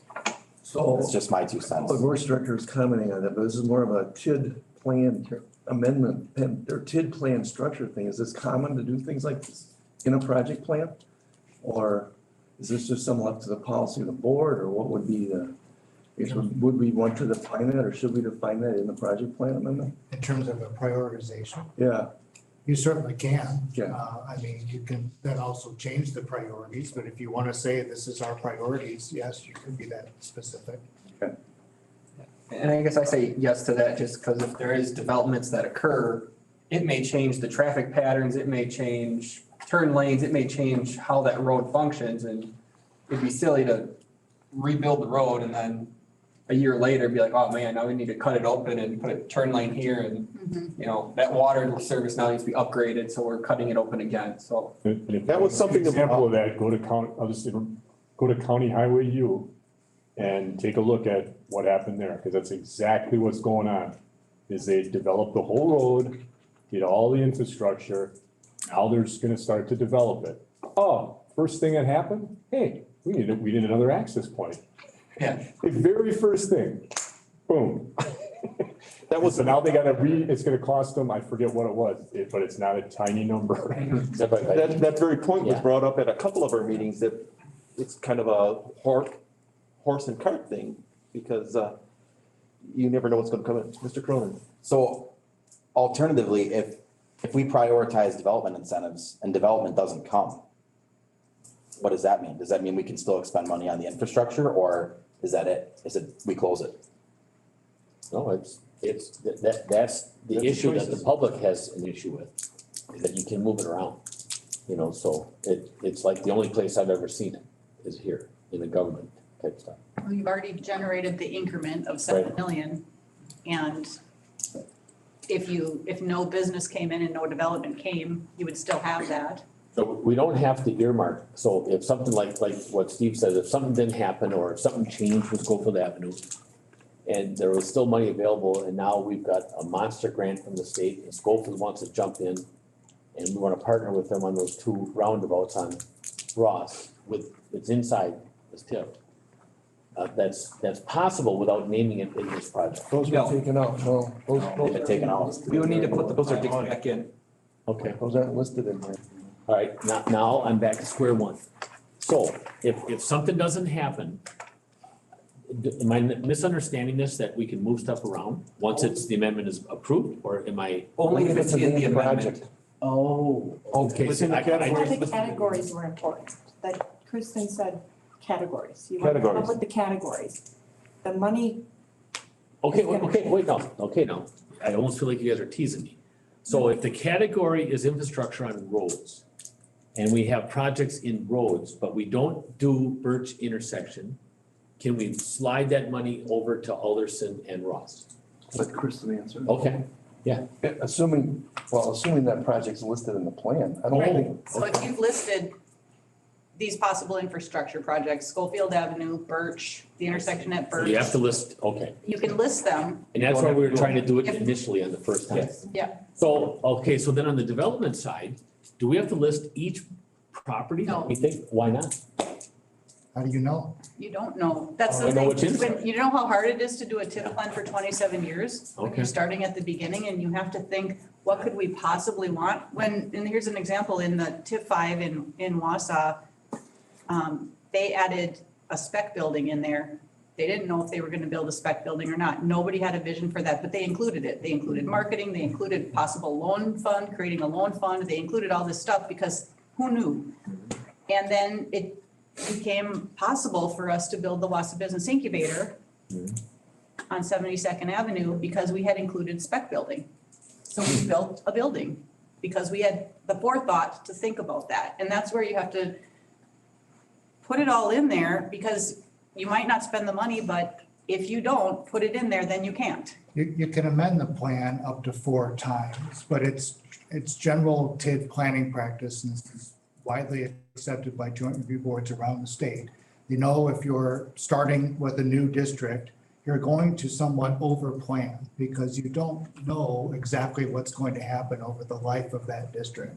So that doesn't mean you get carte blanche to put everything in there over the next 20 years, but you're not looking at a 2 to 3 window. You're looking out at least 10 years. So you're at least identifying those costs in the plan.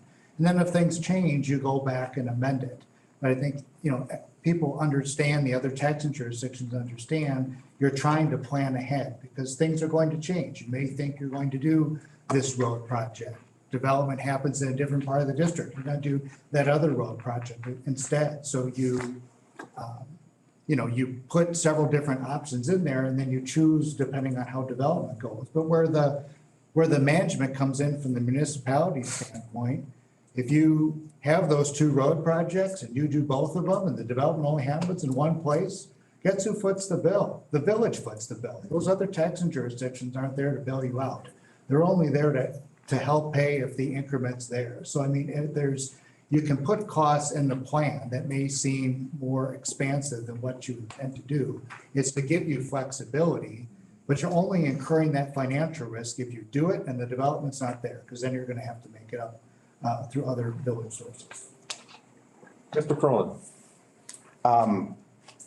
Just back to Mark's comment, remember we had asked them to take those out because the consensus on the plan commission level was we didn't want projects that weren't physically located on Schofield Ave in the plan, so that's why I'm just. Well, that night it made sense to all of us, or five of us, or five of you, that it should pertain to Schofield Avenue. Yeah. And then in this situation, we are looking at only a 3 to 4 year window, so our project group can be much smaller, correct? Correct. But you still want to give yourself some flexibility. I mean, you can make this as narrowly defined as you want or give yourself some flexibility. If you make it so narrowly defined and then something else comes up, you have to go through this whole exercise again. That's why when Shane brought up the water treatment plant, I mean, at first blush, I just thought, well, no way. And it's finding Not that you have that, to spend it, but it's finding that balance. I mean, you shouldn't just put things in there just to put it in there, but you also want to give yourself some flexibility because, you know, nobody here can say here how this is exactly going to go. But if you have a couple of priorities in a couple of different areas, it gives you some flexibility without just giving you a blank check.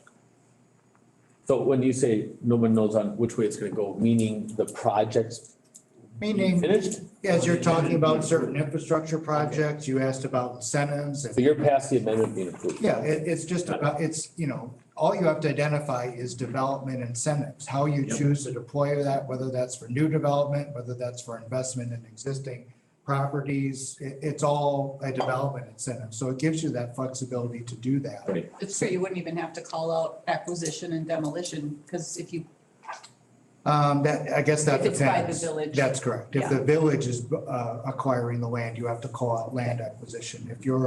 If a developer is acquiring the land and you're providing land write-down expense to reduce that land acquisition cost for the developer, that's a developer incentive. So then you would need land acquisition identified.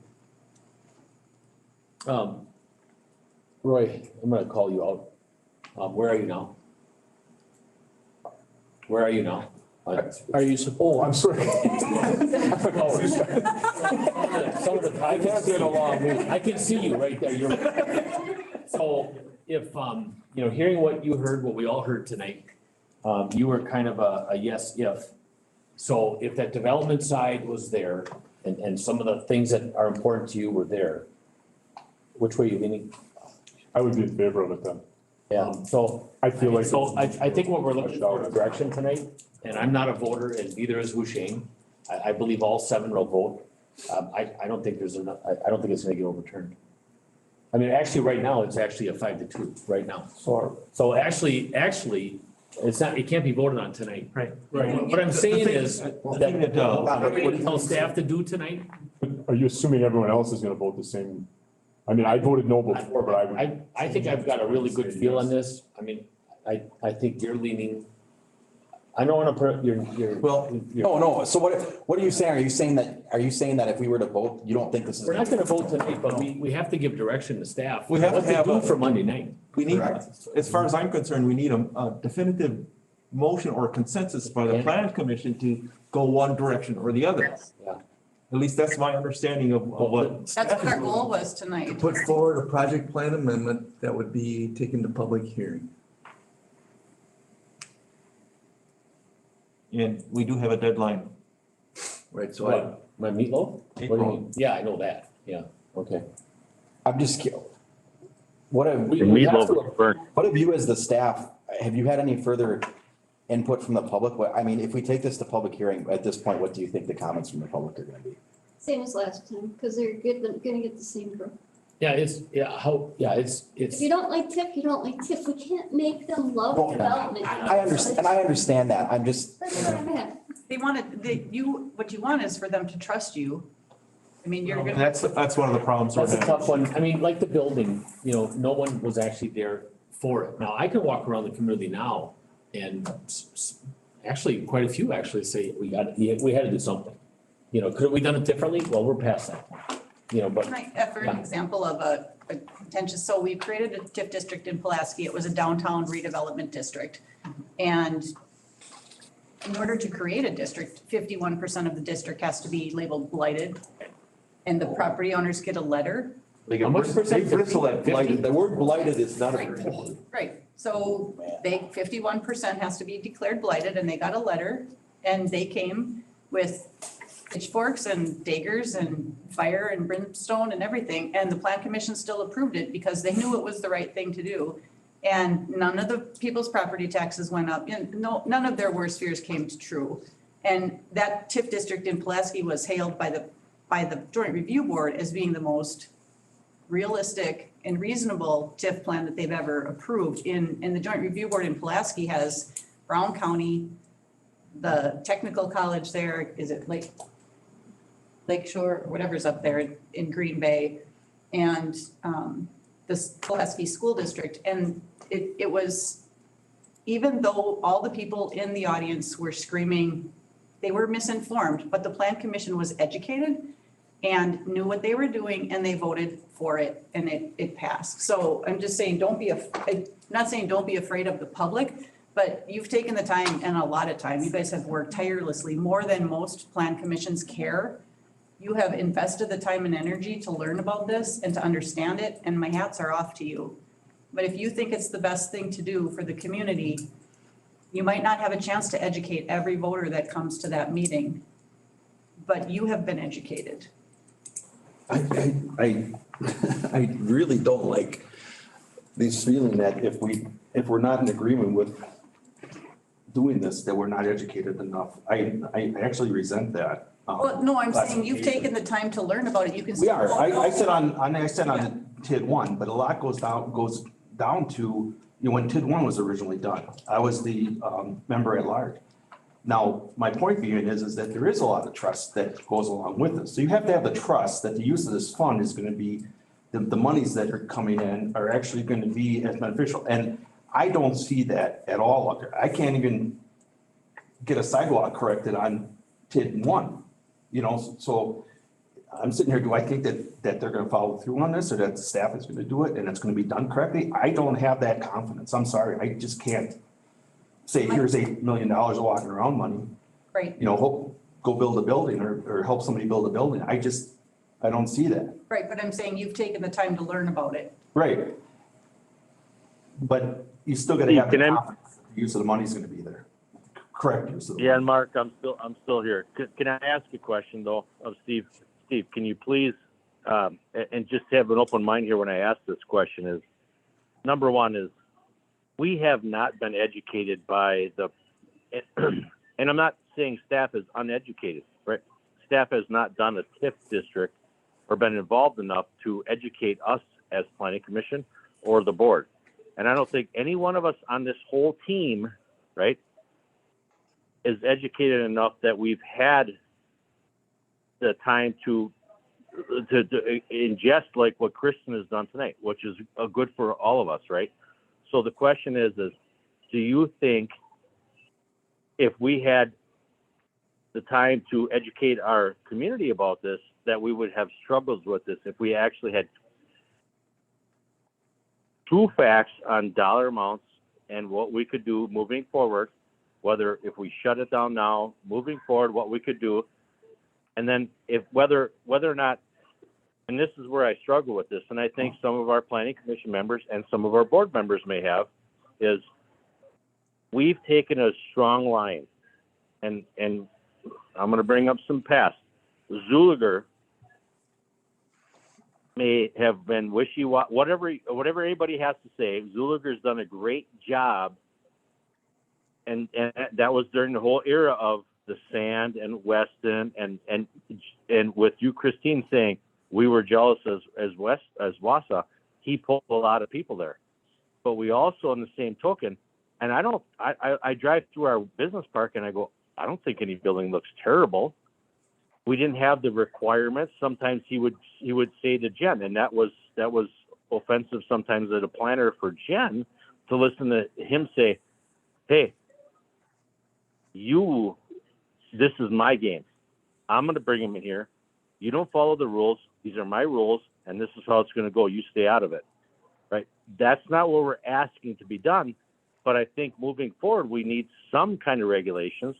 But I also don't feel that it's fair that we allow, if we move forward with this project, I feel we need to put Kristen on a contingency basis commission / not 100% dollar value, because I don't think that's fair either. Because we may have a staff that says no, and then we lose it, and all we're doing is paying Kristen to do marketing or selling or bringing a team or a business or whatever it may be in. But we need to have staff on board as well. And I think that's half of our commission is nervous that we don't have the proper staff in place to market this. And that's why we struggle. We really do. Half of us do. And am I being wrong by saying that? Yes or no? I just said that earlier tonight. I'm sorry, Keith. My phone went dead. I apologize. My phone went dead. I got a charge. Well, just to confirm, we did talk about that. We were talking about that for about 5 or 10 minutes. So why don't we move forward here? And how do we want to go about this? Okay, one thought that we had was potentially, instead of listing 5 projects, we kind of make a description of a single project on Schofield Avenue that could encompass perhaps the intersection, the reconstruction of Schofield Avenue from Birch all the way to Normandy, some pedestrian crossings, take out the community signage, and You only want to landscaping, I guess. reconstruct from Birch to Normandy? Yeah, that's what's the TIF two boundaries. Okay, So from like Tommy's Car Wash to Quick Trip. I mean, do we have to put in their detail of, making it less maintenance? Or is this over encompassing? I mean, we can add in to, low maintenance, What did you have for, as long as it's okay that we can pivot in there. But I disagree. Now that I kind of feel like I know more, I think there should be a few more things in there so that we could pivot. That's my thought, if we're gonna move forward with this. So, the water thing intrigues me with getting 20% there. The $150,000 for crosswalks, I wouldn't spend a dime. Wouldn't spend a dime. I mean, some of the crosswalks we're gonna have to redo just because they're currently not in ADA compliance. Well, that's different. And so we'll have to upgrade those. And then when we look at 3.5 million to do Birch Street all the way to Normandy for that road, right? But then you got the Birch Street intersection at a little less than half. That's amazing. Well, that'd be if it was a separate project. So if you do everything as one, it's gonna cost less, but if. I would rather just rope that in. I'm gonna agree with, I was just in Remote yesterday and for the Aldis, we already have a better setup at our intersection here than they do. I agree. Big time. I mean, you can't, when you pull out of Aldi's and Remote onto Remote Drive, you can't go left. You have to go right. Right. Or you have to take the road back between Goodwill and Aldi's and go to that stoplight.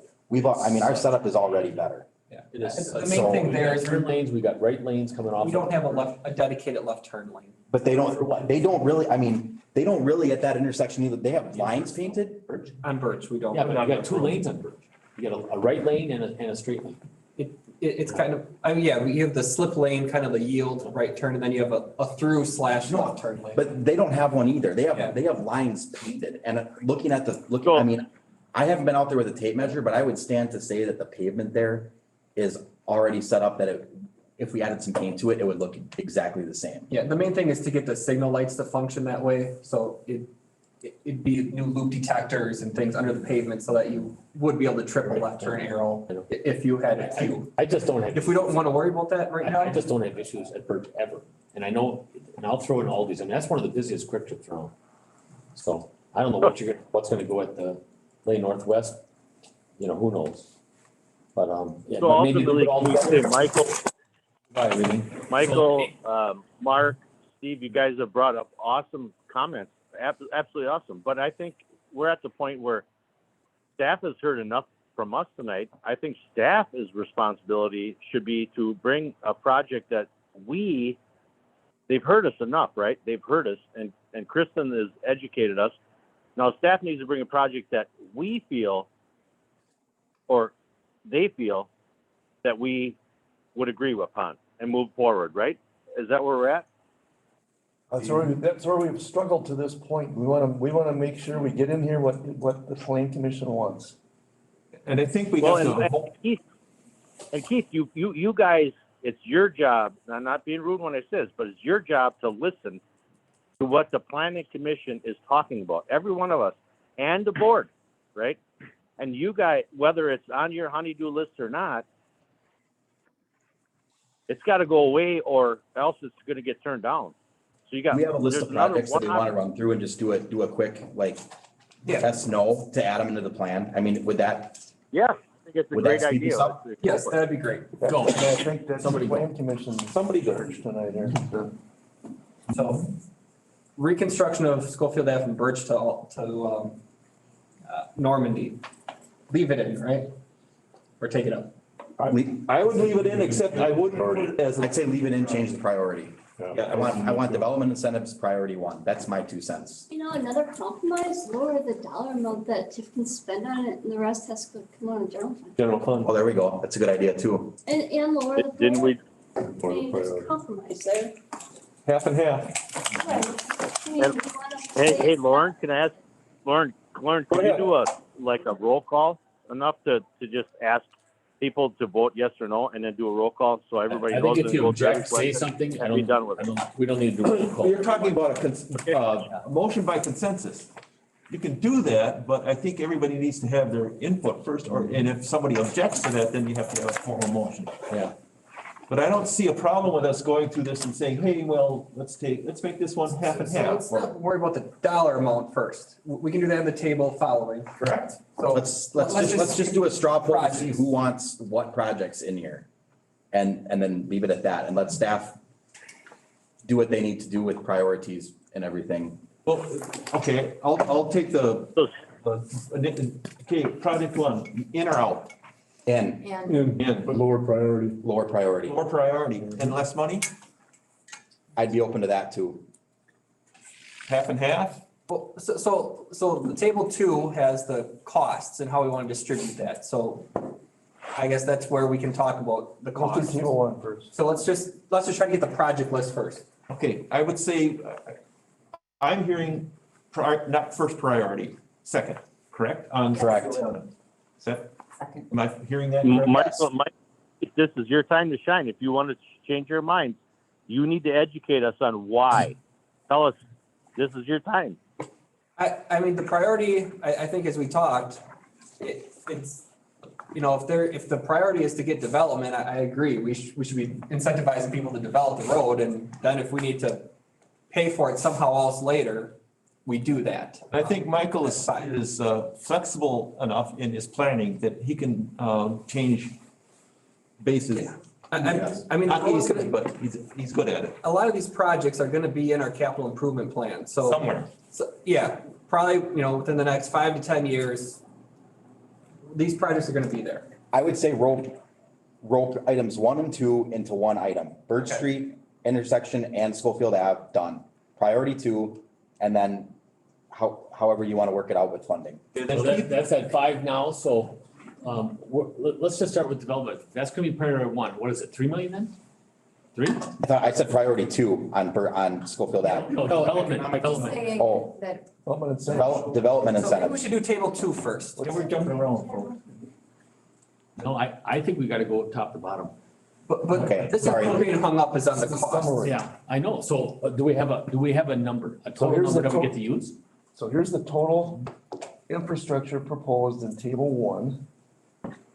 4.25 million includes 750,000 for a property acquisition and preparation. Or development preparation.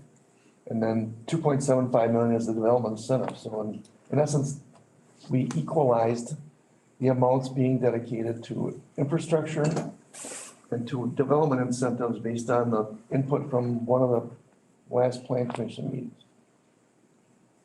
So the question would be, where do we want? Yes, Can I quickly just ask a question? Christine's got a ton of knowledge with this. I would like her input to tell us how we can be the most flexible possibly with this, with what she's reviewed.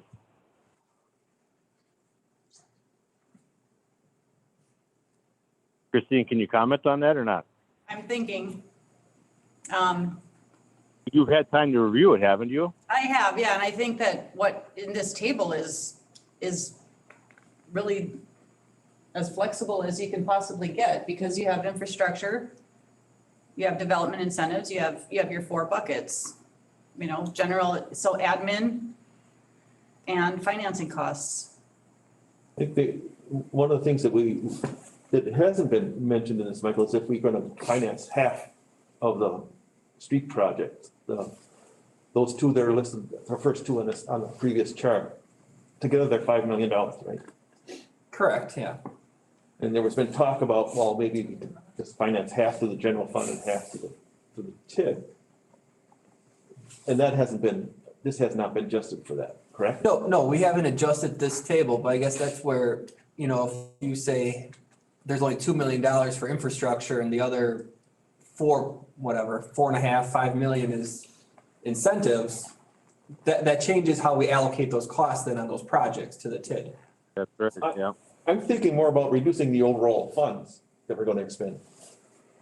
To what, just somebody give me a total number. So the total number right now is the 8 million. So as an example, down to 6 million. So can I just throw in this? That night when we all met when we had that conversation, we went from 13 or 12 million or whatever it was. And I said, okay, let's propose 8, right? There was nobody that was for that 13 million because it was so wide open with all these projects. But I've got to refer for our own community. The best interest is I'm going to ask Christine, what is our best interest in our community with your knowledge? What is the best decision for us? You've done enough of these. To be as flexible as possible, I would leave it exactly as it is on this table too right now. Here's your answer. Does the finance cost seem reasonable to you, Greg?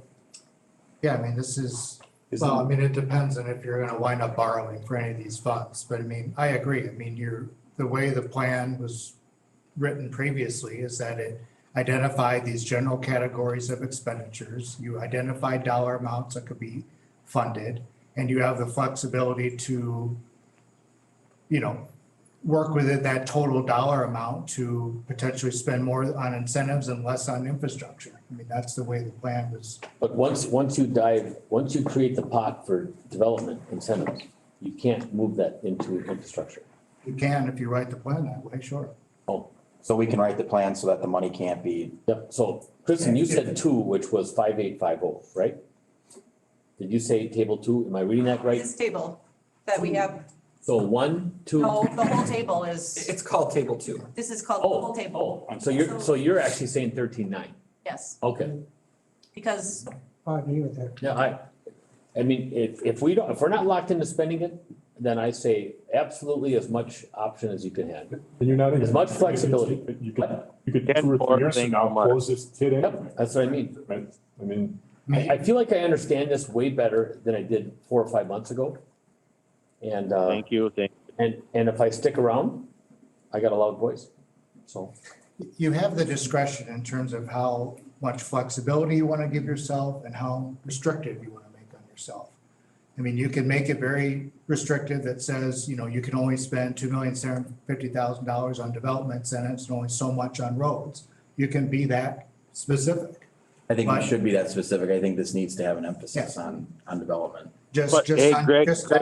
But he can write it, he said he could write it though, that it can still pivot. Yeah, it's up to you, but just understand then if you've reached the $2,750,000 cap and you haven't expended all the money on infrastructure, if you write it that specific, then you're done. You can't spend any more on development incentives. Hey, Greg, can I ask a question of that? Go ahead, Gary. So my quick question with that is, when you make them comments like that, Greg, my question is, or my analogy is, but staff, I really want our staff whether it's planning and or board, I mean, we need to have this team, the same team that's educated enough to make those decisions, allow them to make the educated decisions 4 years from now, right? We can't just make this plan today and then 3 board members change without having you in the meeting, Christine in the meeting, enough to make us knowledgeable. Because in all honesty, there's some of us planning commission guys that have just gone in. We're green. We understand business, right? But we don't understand some of the government grants, authorities, whatever it may be. So we want to make sure that there's availability, that you guys are available to make the educated decision, and our staff and our general manager. I think we're just beating this to death here. Let's move on here. So let's just, I'm comfortable right now with staff and Greg and Christine. Should we go back to table one? No, I'm done. Quickly show I'm what done. you think we're gonna put in there? Ketchup ain't gonna help my meatloaf, so, Throw it in the microwave. Barbecue sauce. I'm done. Honestly, I'm putty. Now we all want meatloaf. Yeah, Come over for right? meatloaf. There you go. Come on over. Hey, honey, set the table. So, Steve, your suggestion was to put 1 and 2 together, Correct. and leave the amount of money in there the same or less? So that's the thing too, if we put more than one project in there, even if that dollar amount, say, is $8 million, if table 2 says we only have $4 million, That's it. is the $4 million. We would put a footnote, I think, and say that we're only. Now, I thought table 2 had 13.8. That's total. Why do we keep, I know. Just keep everything as. But that's including. So if you read it across, so Right. the- 8 million is the new money. So this is the new money that we'd be authorizing. So the infrastructure that we'd be adding is the 4.25.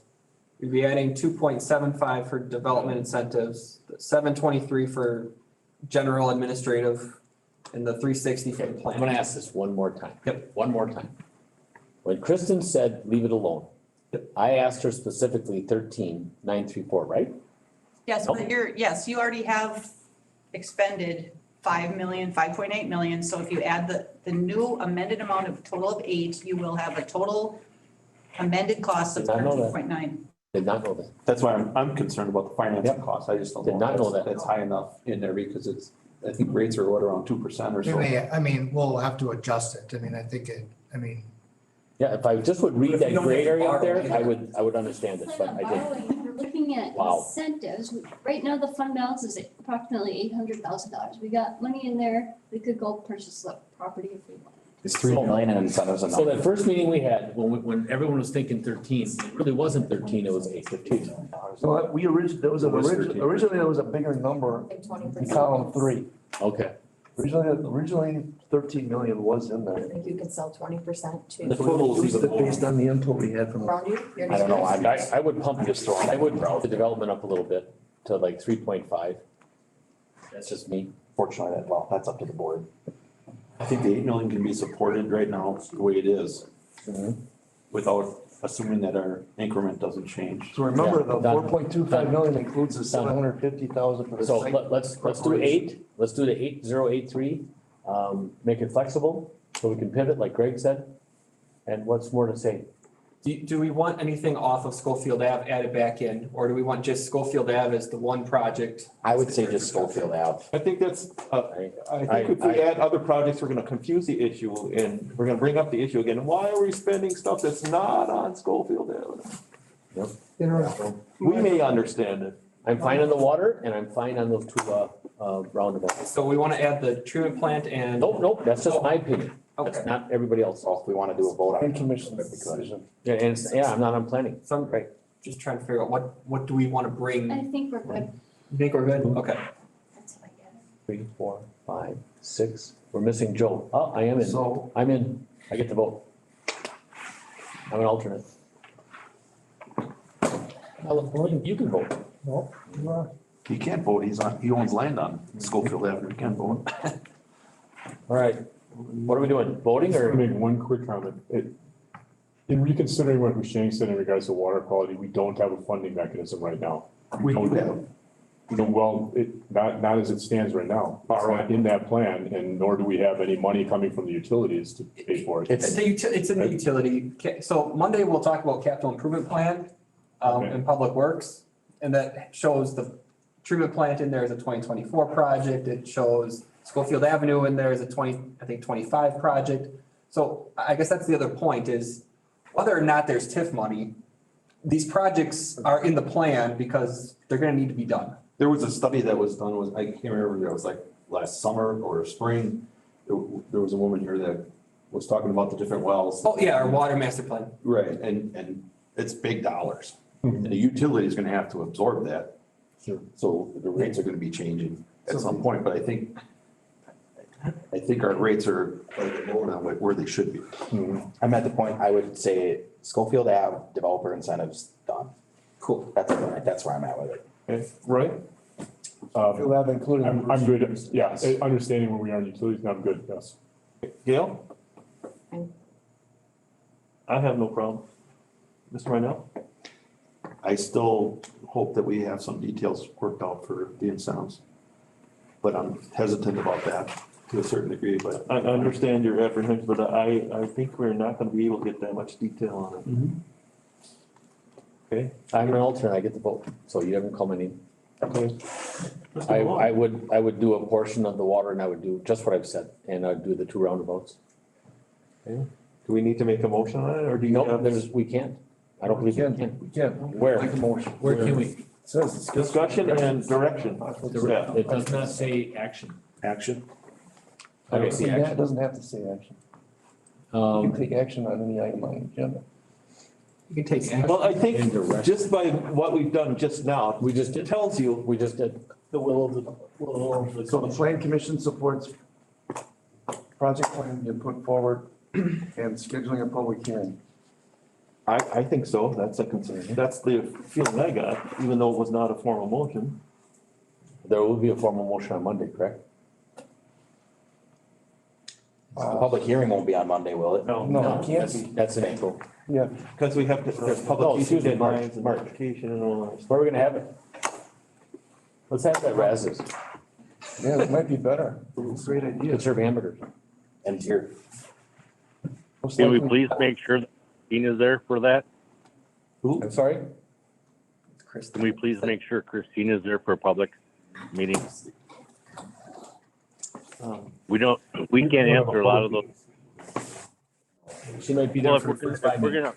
gonna, Yeah, I talked to Keith later, yeah. Okay, I think it would be a good idea, whether it's Kristen or somebody, but I don't wanna put the shoe before the horse here, but whoever it is that we're gonna have help us with this, I think it's important that they're at that meeting so that whoever comes in from the public. Are you able to put some type of a proposal together, Kristen? So that, I would be leaning that way. Oh, I have it, yes. Yes, I can. Yeah.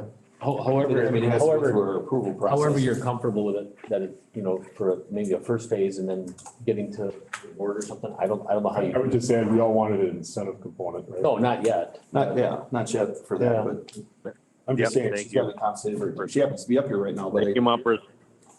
And my understanding is that you're here actually as a guest, and I talked to Keith already about that, and hopefully we did I'll be something. talking to her after. And I would actually encourage a bill. I would, at whatever you would charge for this. So I think you've been extremely helpful. So extremely helpful. And you don't have to comment. You. You can talk to whoever. So, okay, what's, See, we're geeky. you enough? I think, Mr. Donna, do you think you have enough now? Yeah, you're gonna wanna bill us, cause you're gonna get quite a few phone calls before. Do you have Monday. enough, Jessica? Michael? Sure. Monday, this Monday? Well, we're gonna have to put this together for Well, I don't, planning on Monday, right? Am I missing something? the only thing we're likely to be able to do is just, Schedule the public hearing, right? schedule a public hearing and okay. give you a copy of this table. I think stand there's some corrected. other narrative Okay. that have to be massaged in the project plan. Okay. That's not gonna be done by Monday. no, but coming up with whatever your hourly fee is to attend a meeting might be appropriate. Yeah. Sure. Yep. That- Okay.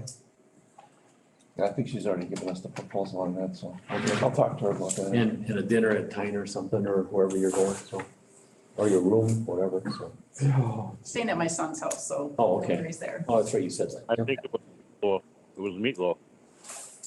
Yeah. I think she's Right coming to now, your place right after. now, I think it's, They're 3 hours. I can actually smell the popcorn. So Meatloaf passed away. have we, Yes, he did. Wow. no, that was I'm a little sad. confused, which is unusual for me. Very sad. Have we finished what we've decided to do on this particular meeting? I believe we have. Anybody else have any questions, further comments? I So, want to thank everybody who sat here through this almost 3 hours. So, are we done now or do we Number need a- 6, announcements and trustee and or commissioner remarks. There you go. Steve? None. Me, none. I have nothing. Hushain? No. Nate? It's the Olympics, go USA. Yay. None. Good. Nope. Anything, Craig? Say anything? No. Where do you live far away? I'm staying here, I'm not going. Oh, okay, good. Anybody from staff at all? Just want to thank Greg and Kristen for, Yes, definitely. Yep. Thank you both very much. You have a brave If something side. worked out, if dinner's happening. And again, welcome Jasper, so. Anyway. So this is just one committee, by the way. So we have a bunch of them. I've been at a lot of them more. He's I was been, at one that was about 4 hours long. he's a veteran. I know Mark didn't ask me, but I would like to say thank you for everybody for giving their, just think about the passion that we go into these meetings with. Thank you, everybody, for showing up to give their time and energy to give the passion for our community. So thank you, everybody. Okay, I think we all, Michael, next time we all need a mute button, please. And discussion and. Thank Really, you, Mark. Gary. Thanks, Mark. And I said it loud enough so you would hear it. You know that. Commissioner Marks, we're looking for a motion to adjourn. So moved by Feeny, second by Mumper. Actually, Wait a minute, wait. Yeah. It's a joint meeting, is it not? So. You have to have Oh, plan. adjournment from commission. You're right. So moved by Mumper, second by. To adjourn What's the the name? plan. Cronin? To adjourn the plan, yes. Anything on discussion? Hearing none. All those in favor say aye. Aye. Opposed? So carried. Motion to adjourn from the BOT So moved. by Feeny. Second. It's really close, but I'm gonna give it to Mynell. And anything on the discussion? Hearing none. Got your good ear. All those in favor say aye. Aye. Opposed? So carried. Thank you, everyone. Thank you all very much. It was